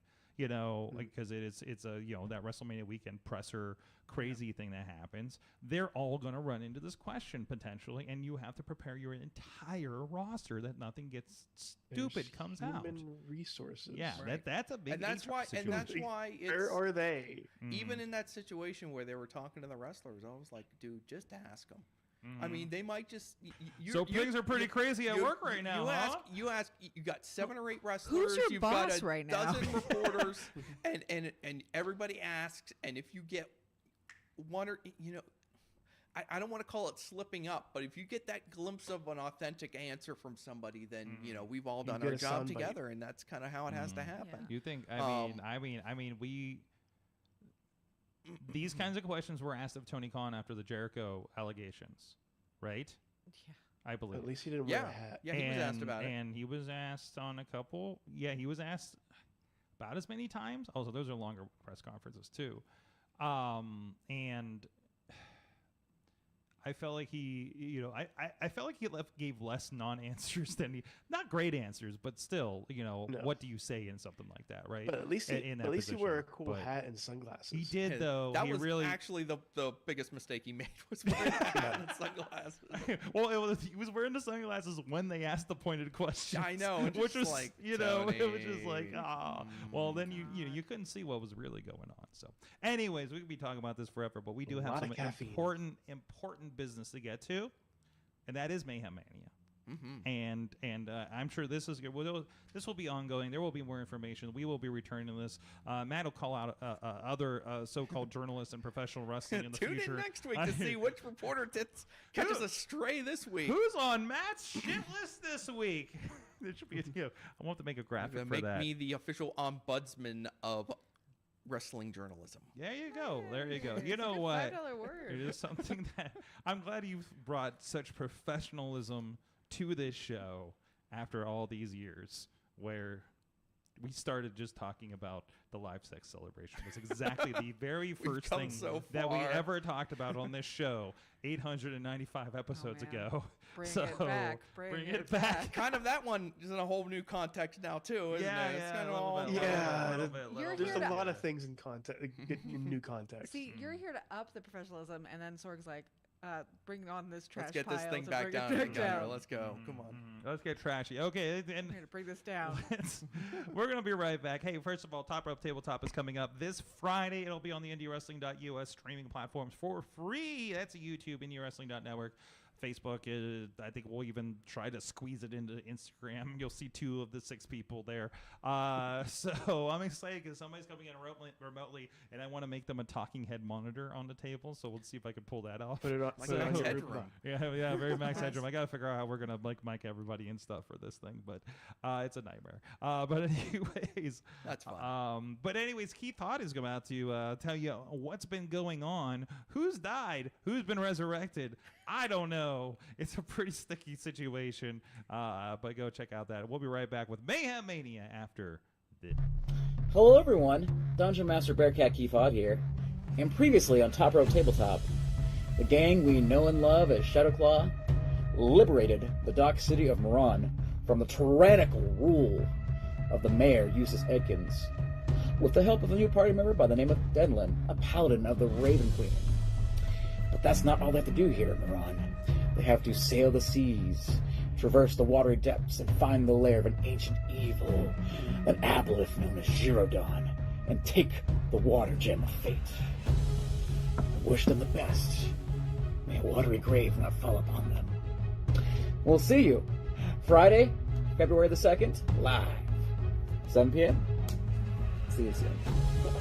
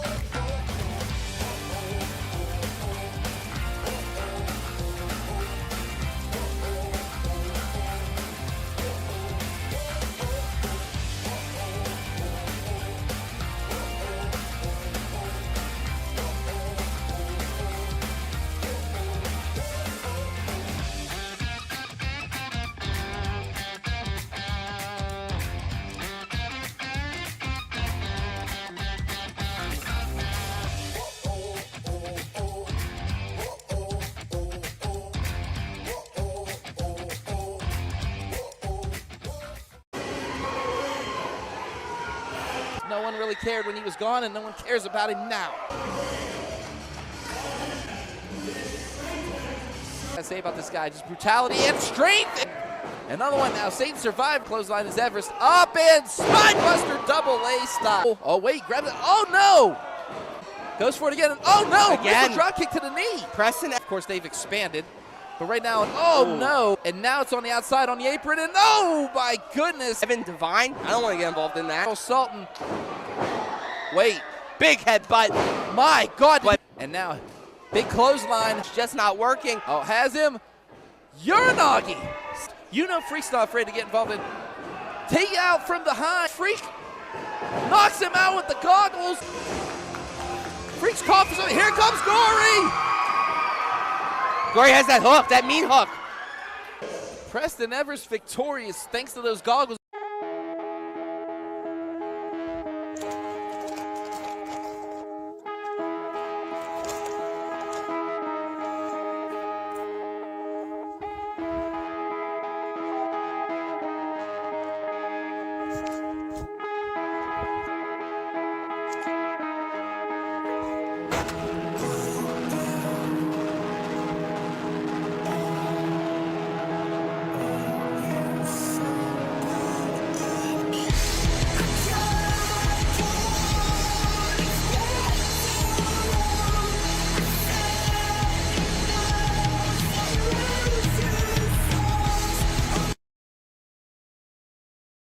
There she is. Oh, God, there he is. Katie Bright making her way to the ring as Tony Kincaid is applauding. Women's title. The winner ought to be able to get a shot at the champion. Watching this on IndyWrestling.network. So here she comes. Oh! Has her. Bulldog and a beauty. And, oh, wait, grabbing the foot. Oh, my goodness. She has one of his shoes. She just threw a shoe at him. Has her. Oh! He's grabbing the hit. Ref, turn around. Continuing these devastating blows. And, oh, back out. Oh, my goodness. These two back and forth. This has been a check. Right, and, oh, ropes. Missile drop kick. Looks up. Badger's fired up. Oh, God. Clothesline. Kincaid on the outside. Oh, 4. Rolls her up. 1, 2. She has the tights.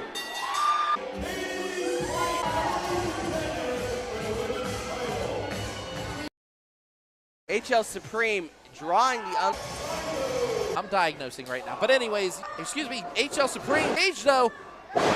Thumbs Gage about down. to go for a ride. 2, 3. Did he just help Gage win? Big. Kick. Reverse neck breaker. Up, rolls him up. 1, 2, 3. This crowd is getting behind. As him sidewalks house. Low end cutter. Lights out. Going for it. Oh! Up and flying body. And now, has a belly to belly. Takes him and just throws back up again. Oh, face. Oh, has him. Electric chips. Has him. Stomps him. Here we go. And big right. Oh, just wallops him. Stop. Oh.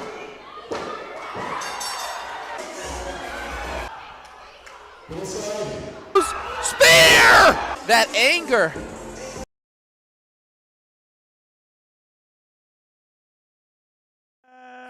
It is Wrestling Mayhem Show. We have so many people here. But we got Emily Fear of the Grit and Glitter podcast on the best week to possibly come in and have a conversation. Thank you for coming. And yeah, you were like, bring in a token woman. Well, you know. No, I mean you booked me to come here before any of I this. booked you weeks ago, and then like the stuff dropped Friday, and I looked at the list. I was like, well, Emily's gonna be here, I guess. She'll keep us in line here. I came to talk about like butts, and then and we bring the real shit. And you were like, let's talk about sexual harassment. Is that my impression or Matt's? Well, I'm not. I mean, yeah, you can talk about butts if you want. I mean, it's fine. All right. Excellent. But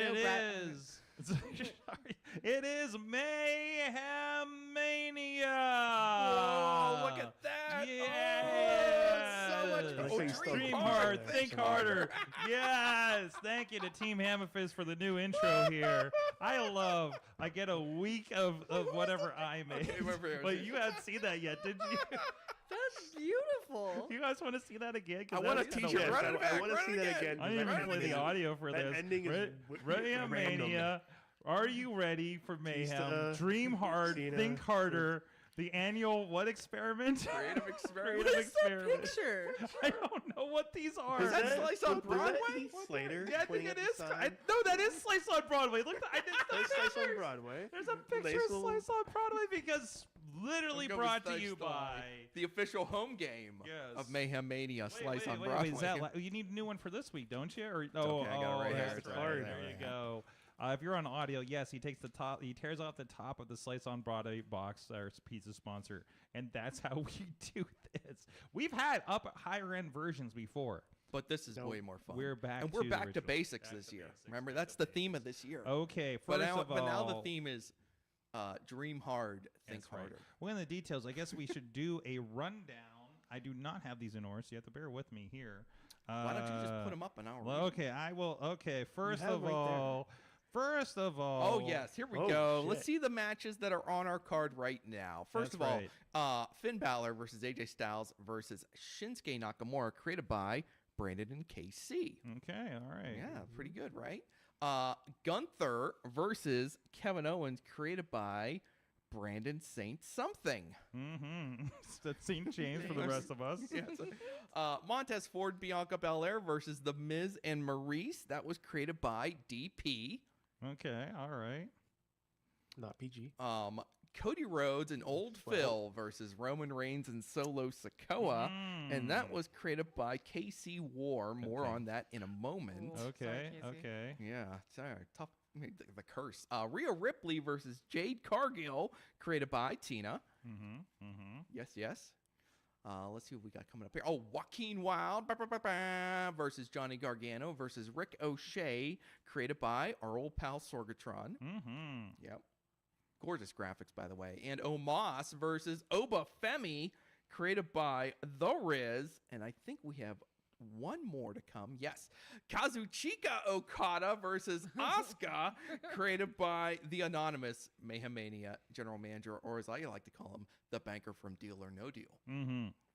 What a dream match. What a dream. What a wonderful dream. Wonderful graphics, Sorg. Now, Thank you. typically we bring, a bunch of living individuals onto the show to give us their moves, but a little bit different. Sometimes we do an absentee pick. This week we're doing 2 absentee picks, and we're going to get to those in just a moment. But first, Sorg, you remember we had our Royal Rumble contest last weekend, where if anyone could predict the winner of the men's, women's Royal Rumble matches and the Iron Man and the Iron Woman from both matches, basically you got 4 names you could send us when you emailed us at goodtimes@wrestlingmayhemshow.com. And I said I would give a ticket to Space Jail for anyone for every correct answer. And I just realized I've explained nothing to Emily so far, but this is more fun. Yes. Emily, if someone is placed in space jail, it means that they can't be used. They can't be booked. So it's a good way to get, like, someone you don't like kind of like stashed away. So if like you are, you have an aversion to, I don't know, Hulk Hogan, and you can never be too careful because sometimes he gets himself booked again, then you're just like, no, we gotta get Hulk Hogan in space jail. Anyway, long story short, we ran this huge contest. We got a bunch of entrants, but all of these people, most of them were wrong, and we only had one correct guess, and it was our old pal Brandon in KC. And I think he correctly predicted Cody would win the men's Rumble. No, it was Bailey. Oh, he predicted Bailey. I apologize to you, Brandon. He correctly predicted Bailey would win the women's Royal Rumble. So congratulations, Brandon. You get 1 ticket to Space Jail. And he is sending, would everyone like to know who Brandon is sending to Space Jail?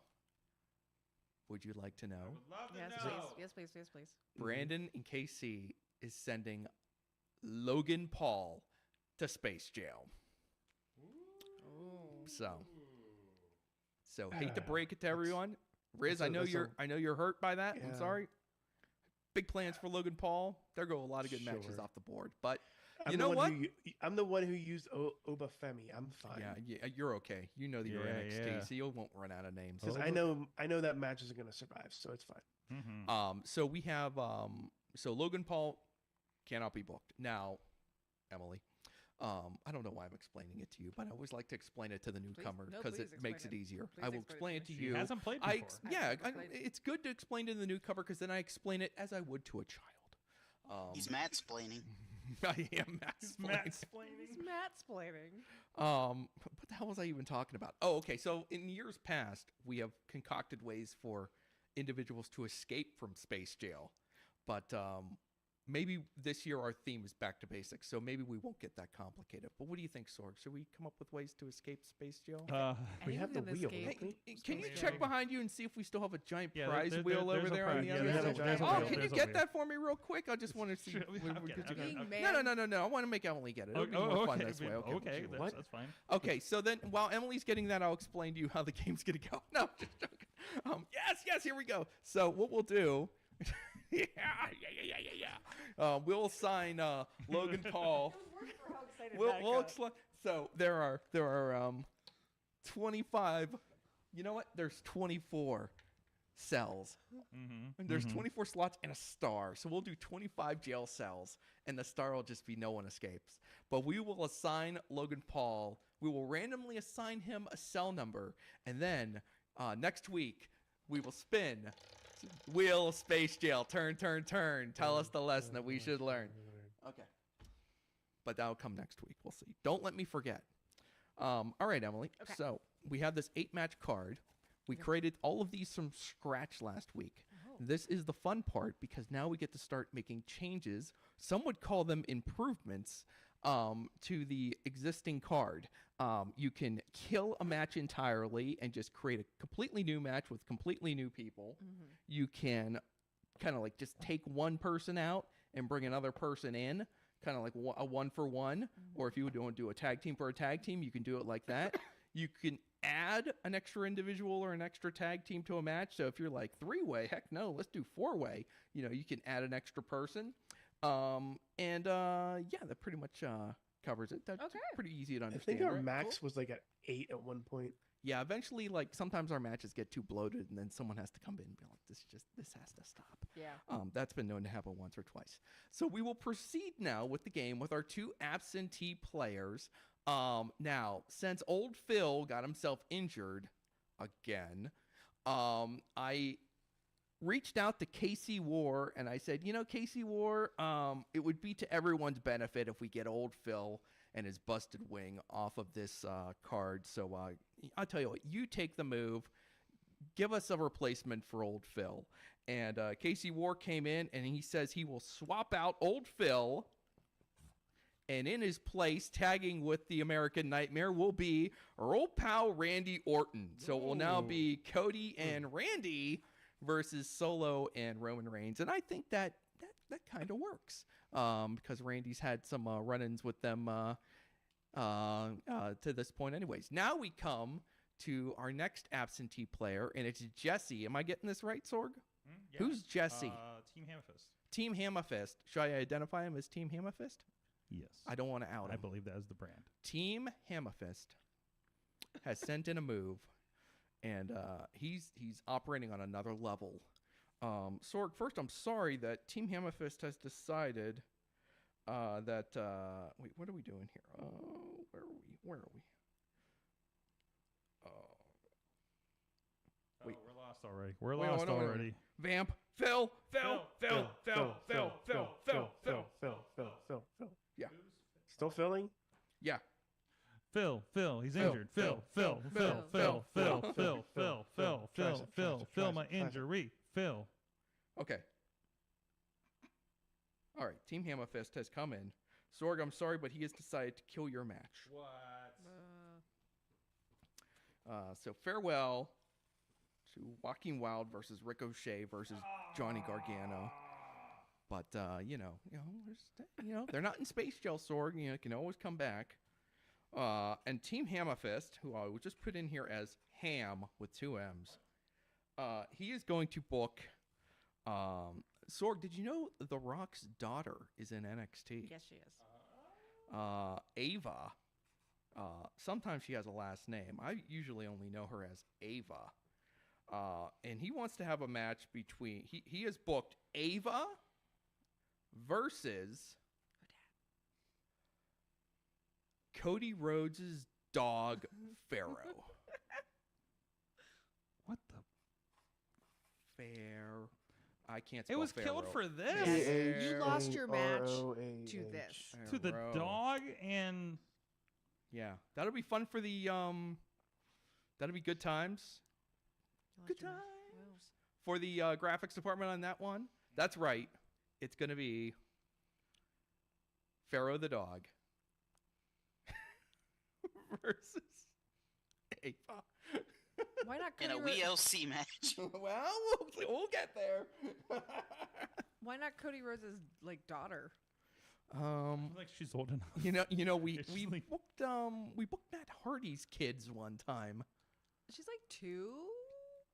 Like Well, that's Matt roughly Hardy's this- kids. Matt Hardy's kids were champions, though. That's true. They had some pedigree.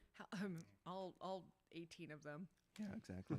All right, let's get this ball rolling. I'm going to go to the Riz first to make a live move, and then we'll do Bobby, Okay. and then Emily, you'll get to go. You'll get the back cleanup, as we like to say, even though it's 5 people. I already.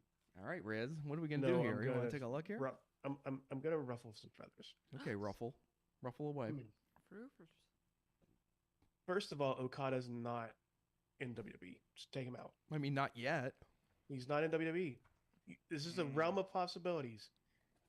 Where do you think he's Yeah, going? when we're talking eligibility, Emily, it's like basically anyone that they, Yeah. he's either in WWE or who they may have access to. So But there he's was not a signed. flexibility there. I mean, we just By the booked way, a dog. I not think you know how this signed works. We by booked a dog. WWE as of 10:51 Eastern Standard Time Right. on whatever time you're listening to. Year of our Lord. Yeah. 2024. And so Asuka is going to have a new opponent, Okay. and I believe she is still signed. Give me Meiko Satomura. Okay. Yeah. You're good. Mako. Emmy. I can do this one. Pharaoh was the one I was stumped on. I'm sorry. I don't know why I don't know how to spell Pharaoh. Just We all have our blind spots. I just dropped the know- ombudsman within the just last know I half an hour, but almost I can't put in- spell Pharaoh. just know I almost put in Pat McAfee. Versus Asuka? Yeah. I would have preferred that. That was a nice one. I'd actually be. Don't waste all your good ideas this That'd be- early in the That'd be game. a pretty dope We're only match. in week 1. You know, I'm up next, you know. You know what? Can I? Is my finger still on the chess piece? No.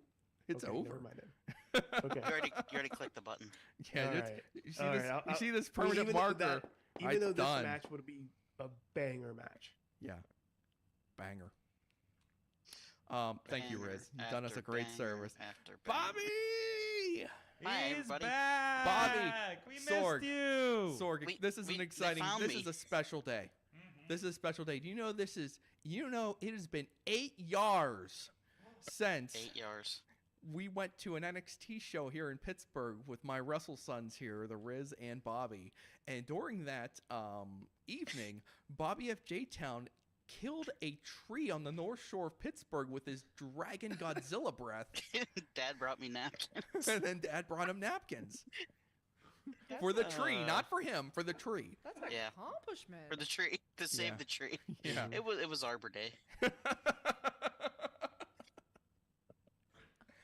Yeah. So my most awesome and embarrassing time. I loved Of it. my It's life. such a great story. What a great night that was, though. And it didn't ruin Police your officer enjoyment of walked the up. show. Yeah. He's like, "Was he drinking anything?" I'm like, I don't know what No, happened. I didn't to have him. any- We all just started laughing. we were just like, what's happening? Then I got sick like in Pittsburgh somewhere else, and then on the way home, I got sick right after I got home. my I think God. I don't know if it was the Purgatory. Like Riz said, we're gonna have to go to Purgatory and try we have to Tosh.0. we have to With redeem, Web we have to Redemption. redeem you. You know, it's like you know how every time you're watching a movie about like the zombie virus or the pandemic that takes over the entire world, there has to be that scene at the beginning where Patient Zero just it was just like we're having a great night out, and all of a sudden it was just like you know that was it. Me. We were just having a great night out, and all of a sudden Patient Zero just pukes on a tree. Killed a tree. Yeah, he killed that tree too. It's dead. Wow. Yeah. Some say the tree grew a beard and still lives there. That tree deserved it. Look, you just proved who's stronger, you or the tree. Yeah. Yeah. True. Bobzilla. Anyways, so Bobby, it's my turn, right? Yeah, let's get down to business, buddy. What you got?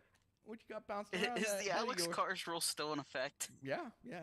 Alex Cars rule lives forever. I think I'm gonna take out that Team Hammer Fist. Oh, come on, man! I want to see the. Don't you want to see the graphic? No. Sorry, Team No. Hammer. I started working on the graphics right here. I need to stop. Show it. You know what? Make it, and we'll show it to everybody on Talking Mayhem Mania. All right, Bobby. All right. I'm gonna go with I was gonna use Asuka, but I'm not gonna use Asuka. I was hoping that's that match good. She's already booked. Out. Yeah, taken out. Could have used it. I have a history with Asuka in Mayhem Mania. But I'm gonna go with a little bit different. I'm gonna go Santos Escobar versus the returning El Idolo Andrade. Okay. That's gonna be my match. All right, and I'll see you guys in 8 years. Who came back at the Royal Rumble, and I'm like, he's already back, right? No, he wasn't back. That was the big return. Oh, he back. Wait, are you CM Bobby? Are you CMFJ Town? I walked out. Are you injured already? After the Royal Rumble. No, I'm not injured. Your tricep how's hurt your, right yeah, now? how's your tricep feeling? I got a boo-boo. Oh, Bob. Oh. My tricep hurts. Do you have any cupcakes off the I got cupcakes, pickles. muffins? Like you got pickles? Close enough. Close enough. That was MJF. Yeah, that was MGF. All right. Well, thanks a lot, Bobby. It's great to have you back, problem. and I look forward to seeing you many more times during this laborious process. All right, Emily. Okay. I think you've got a good grasp on how this is going. Yeah. I'm sure you know at least one or two WWE superstars. I can name at least a hand. I can name at least 30 actually after Nice. watching all these Rumbles. All right. So what do you want to mess with here? Okay, so my problem is I want to mess with one particular match, but to do so I have to mess with another one. That's awesome. Is that no bueno? Well, why don't you just like blurt it out, and I'll tell you You'll if it's tell me if it's bueno, against or okay. if it's awesome, or if it's just okay. I love you, Tina. I don't want to ruin things, but I want to change Tina's match from Jade versus Rhea to what I believe is now an inevitable Jade versus Bianca. Okay, so we would have to swap. Exactly. So Okay, that is this gonna mess up. now So, yeah. Now it makes Oh, sense. High five! High five! See, now the cards are gonna fall. I've come here to wreck shit. Strange. Well, you know what? Someone will come in and swap Montez for Dominic, and it'll be fun. Rhea is now married to Montez Ford. So we'll just swap them. Mon. Mon. All right. That's great. I love it. Excellent chaotic move. My favorite kind. All right. Well, let's recap our card as it stands after week 1 and our first set of moves. Brandon from KC is AJ Styles versus Shinsuke Nakamura versus Finn Balor match is still there. Brandon saying something still has Kevin Owens versus Gunther. And from KC War gives us Cody Rhodes and Randy Orton versus Solo Sikoa and Roman Reigns. Amos versus Oba Femi, courtesy of The Riz. Emily's match is Bianca Belair versus Jade Cargill. And Emily's match is The Miz and Maurice versus Rhea Ripley and Montez Ford. Nothing to see here. The Riz Make it some magic. Asuka versus Mako Satomura. And finally, Bobby F. J-Town gives us Santos Escobar versus Andrade. Team Hammerfist, by virtue of the Alex Cars rule, you are allowed to return next week and make a move. And you have the option to go last if you want, or you can just, just text us another move if you're feeling shy. Some of our players feel shy. I like unshy players who come on the Zoom call with us and, do all their things. Now, if the match survives 3 rounds without being altered in any way, it's going to get locked in and be like on our super card, and then you will be rewarded in some way. You'll get to come back and possibly create a new match. Maybe you can send someone to space jail if you want. Oh, and you will get to like hand out some punishment to someone that one of our other players, perhaps someone you've decided you don't like here within the last, By the way, couple hours. Speaking of space jail, remember our space jail, Logan Paul has made it in. Oh, there he is. Look at him. We got plenty of open spots here. Yeah, I love it. Yeah, a lot of placeholders. A lot of Friends placeholders. intro. That's right. Friends intro? What? The what it entire said. Friends It says intro Friends is intro. in Space Jam. Oh, there's a lot of placeholder text in there I haven't changed yet because there's nobody to put in. But Sorg, we're gonna have yes. to figure out a randomizer to determine which jail cell Logan Paul is getting in space jail. So when we spin our wheel, we can figure out if he's 69. Hey now. Hey. Just go down the line. We just go down the line. It's whatever jail cell number Logan Paul gets. What's the? It what's should. The, What? Prime number it's 1. 1 to God 25. damn it, Bobby! Right? It's 1 to 25. All right, everyone, be quiet. Whatever jail cell number Logan Paul gets, it's probably gonna be a prime number. I ruined your joke. Sorry. See y'all. Bye. I gotta go. Yeah, I don't want to be here anymore. Well, But we were having such a great show. I can just hit generate right now, and I'll come up with a number. Like the internet's that good. Better be Prime. All right, we're gonna pick that May number. I? All right, we'll we got pick that number on Talking Mayhem Talking Mayhem Mania. Mania. Wait, Absolutely. You're gonna use And a number you'll get to generator to see- pick a number and not just pick a number Yeah, randomly. yeah, exactly. And plus, your first that's what look the at internet's the for. match that wasn't Ava versus Pharaoh the dog Oh, coming up jeez. on You're Talking making Mayhem me make Mania. that. You're Yep. making me make that. For the Oh. Patreon, Sword. Could You be- said you were already making that, Can Sword. it be a moving graphic so it's Pharaoh just going like? Can it be Pharaoh licking like Ava's? Can you put Pharaoh in a like, get hat? the hell away, get the hell away. No fireworks. He's afraid of fireworks. Listen, Put Oh, Pharaoh in a yeah. suit. Pharaoh in a suit. No. Pharaoh in a suit. Pharaoh in a Pharaoh suit. in a suit. Pharaoh with a suit. Pharaoh in a lucha mask. Oh, and a mucha Guys. mask Oh. and a Oh, he's suit. so Mayhem Mania was Nothing literally. pairs better than a suit and a lucha mask. I mean, that is the oh, ultimate when the, attire. When the luchador, when they dress up for the press Matt. conference and they got the mask yeah, on and the suit. yeah, they're oh. like, Sorry, I ruined wow. everybody's Matt, dreams. Matt, what was this show directly brought to us by physically? That's right, Slice. friends. Slice on Broadway. Order your Slice on Broadway pizza and play the Mayhem Mania home game. It's right there included with every delicious pie. New York style, Yinzer made. Delicious to the last drop of greasy, delicious, pepperoni fueled deliciousness.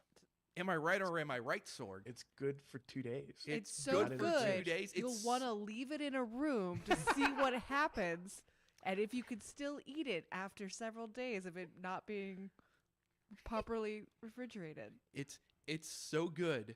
You'll want to hold an open casket viewing in a back room of your home where people can just go by and visit it for 2 or 3 days. What the hell happened is while I was happening? gone?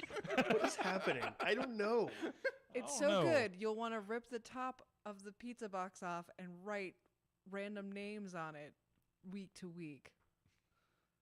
That's right. That And happens a somebody's lot. dog's By the on there, way, too. Sharpie not It's- included with Hanging- the Sharpie Mayhem not- Mania home game, by the way. Hanging- Sharpie not included. Hanging in the basement, where we used to do this for years, are plenty of years of Mayhem home game. They're still hanging in your basement? They're still hanging in my basement. God bless it. We should bring it here Yes. and hang it on our wall. You got a lot of empty walls Frame it. in here. You don't want the clients to see that. I understand. Mayhem Hall of You Fame. want to have to explain pizza box right This Yes, pizza yes. is so good. Nobody's asked you me will about want the to husk. keep the last slice tied up in your basement. What? What the fuck, Matt? tied up? We're not saving this clip. We're not saving this clip. Anyways, it's time to find out what we learned from wrestling this week. Yes. Drew McIntyre was one hell of a promo. Yes. Riz, what'd you learn? I need to figure something out. Come back to me. Emily, what'd you learn from wrestling this week? Well, I'm glad that Nia Jax came through for Jade Cargill in the Rumble, because otherwise I would just have learned once again that I don't enjoy watching Nia Jax in a Rumble. Yeah, Nia Jax would have been fired if that would have gone wrong. You know that. I learned that somebody thinks the Forbidden Door is The silly. spot. So, that's what I learned. What we got in there? I learned Papa H doesn't read. Not court documents. Bobby F. J. Town, what did you learn in wrestling this week? I just want to focus on the positives.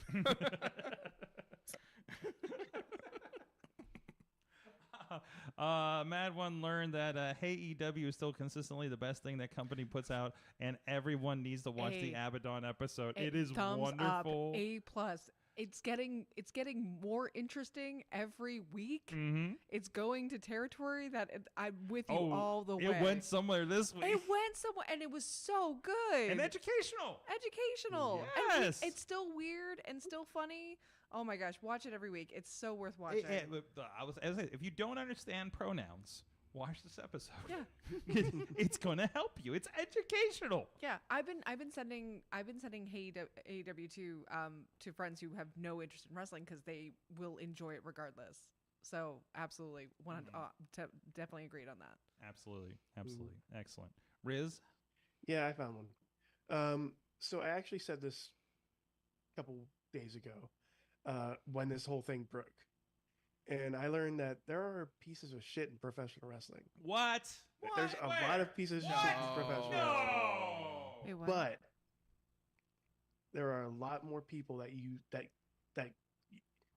have to surround yourself with that aren't pieces of shit to make your pro wrestling experience 10 times better. Aw. So we got one more. He's not one of them. No. What? Sorry about that. Yes, Matt? Our friend Alex Cars learned that Jordan Grace versus Ivy Nile would be a dream match for WrestleMania. Well, I agree. Alex. I would one up that Jordan Grace and Bianca Belair would be the ultimate dream match there. Jordan Grace just like shouted out like who she wants her dream match to be for the knockouts belt. But Is it on her Twitter? I cannot remember. Maddie said she wanted to face her. I know. Yeah, she came out saying that she wanted to. I think it might have been Bianca, that she wanted to have a match with Bianca for the knockouts championship. Tina Keys says that she learned that Swerve is a no-limit soldier. Is that true? There's some artwork that came out that looks very no limit soldier. Wow. So Swerve is a no limit. Oh Swerve no limit soldiers back in wrestling, huh? Oh, here we go again. I thought we ended this. Yeah. Oh, it was Natalia. She wants called Natalia? She was Natalia? I thought it was Bianca. Ivy Nile and Natty Blanchard to TNA. I'm here for Poor it. Natty. Honestly, if Natty. Natalia came over to TNA, I think that would be really good. I'd watch Natalia anywhere. Like she's yeah. And you know what? Another thing I learned is watching the Women's Rumble. Always put Natalia in the Rumble. It's always fun to watch Natalia in the Rumble. I don't know how well this is going to play right now, but I did also learn more, and I want to say well-behaved dogs at wrestling shows. Yes, Sorg, I saw that. Aw, puppy. I was running cords under the ring and slid under the pull across, and came out, and I was greeted by these guys licking my face. Best security ever. And then we were doing a taping on Friday, and somebody brought a couple wiener dogs. One was wearing a hoodie, and it was wonderful. I have a video of that too. I'll post here in a little bit. But yeah, good dog wrestling weekend. So, anyways, guys, Emily, thank you so much for coming on the show, putting up with us. Thanks for having me. I'm so glad I got to play Mayhem Mania. Yes. Finally. Fantastic. Where can people check out what you're up to? You can find Grit and Glitter on Twitter and Instagram. You can find me there as well, mainly on Twitter if you want to find me there. Viewer discretion advised. Oh my. But I'm also currently fundraising for my work. So if you find my Twitter, you'll see what I'm raising money for. currently collecting funds for that. So if you're watching this and you would like to throw me like $20 to buy books for kids, please do, because that's what I'm currently working on for my job. That is. Sorry, I was trying to find a visual while you're talking. This one? There it is? No, that's No? the that's, Okay, never that's the mind. fundraiser. That's a different. Yeah, I should probably unpin Skip it. that since Skip I'm it. working on Skip something that one. else. All right, sorry. Why That you was, They gotta don't be- need your money Why you anymore. gotta be helping all these people, huh? Yeah. What's going on? that was what we did in 2022, so I really should probably unpin that. But Is this the blind date one? yeah, this is a blind date with a book that I do through my library program, and this is like we're trying to give away 1,000 free books for our 10th year. So we are still early on in this program, and we need lots more books. So please give me your money. There you go. There you go. Support, support, support. Mm-hmm. And Matt Carlins, you will be here next week to preside over Mayhem Mania and tell us who else is fucking shit up in the news space. That sounds great. Yeah. That actually sounds like a great Tuesday night. That's a good Bobby deal. FJ Town will be killing trees out in central PA for the Yep. foreseeable future, and we'll see you in 8 years. Yeah. I'm on TikTok now, by the way, too. Yay! Oh, awesome. Bobby FJ I Town there? just post clips of like Price is Right and my cat and stuff. So Well, that's an audience. Sounds soothing. I got 20 likes one day. Good job. Ooh, there you go. There you go. That's Yeah. some prime content. The Riz is Riz Plays Games. The Riz will be here in the I'll- studio Yeah, tomorrow with the Dutters and Mikey Montgomery. that's right. Because Mikey came to me and he said, "How do I get better at AEW Fight Forever?" And I said, "You go play the N64 games." And that's what we're going to do tomorrow. Wow. So, and it's going to be Dutters and Riz Has he- teach Mikey. Has he played the No Mercy? Unconfirmed. Am I old? They're going to have some three. Oh, yeah. Mikey's But Mikey's kind of a baby, Mikey's dude. a boy. Yeah. Like Mikey's kind of maybe a child. So and Maybe a child. And Mikey will. You guys will have on Wednesday. He'll be on Top Rope Tabletop Friday, and then he's gonna be. I think he's doing AIW on Saturday up there in the Cleveland area. So God, who's he got? Because last match he had Vikingo, Matt Cross, and who is the fourth one? Oh, Gringo Loco. Jesus. Oh my yeah, God. yeah. So maybe you How'd can he ask him. do? He did. He won. He won that match. Won that match. So This guy's awesome. So we'll give AIW a shout out there. I want to see what Mikey's up to. Let's see. Nope, not those guys. Nope, not those guys. Oh, Magnum CK. Nope, not those guys. Magnum. Love me some Hey, who Magnum let CK. Magnum CK back in? What's that? Who let Yeah. Magnum CK back in? I thought he was done. Nah, He's yeah. back. He's So back. did he. He's back, Yeah. baby. He was back in And 8080 in December. It was yes, great. I accidentally Now helped. that's a guy that needs to play Mayhem Mania. We got to get him. Yes. Yeah, Magnum CK. I'll let him have all 5 moves. I'm afraid to ask him. Last time I asked him to come on the show, he drove in from Ohio, and I'm like, Yeah. bro, you don't have to do this. Oh my God! Please bring me back if you get Magnum CK on the Yeah, show. don't bring Magnum CK back. Well, I designed was. his Hamilton shirt. Yes, you did. Yes, you did. Amazing. But Mikey, yeah, Sorg, you kind of had the privilege of making him come out to the Andersons music. yeah, I right now. did because he usually comes out to music that is Lord Zoltan's old music as a heel, and I was like, oh, it was like, but my other song I use is "Stroke Me." He came out, and I didn't realize afterwards because the Andersons are in the audience, like, oh shit, do we have a match? So. Sorry about that, guys. Don't send Jacob Fatu after me. Mikey's actually got Dex Royal, who's been making waves over there in AIW, and that's actually going to be on Triller Fight Plus, whatever you call it these days. Look, and I got the shirt, and I have problems with it. But anyways, thank you so much, everybody. Again, Talking Mayhem Mania and the Patreon extended chatter. I don't know what we'll talk about there because it's getting late. But thank you guys, everybody. We'll see you guys next time. Mayhem out. Just wait, just wait, just wait, just wait. Wait for the perfect time, then attack. Don't give up what you want, take it back. Wait for the perfect time, then attack. This show is a member of the Sorgatron Media Podcast Network. Find out more at sorgatronmedia.com.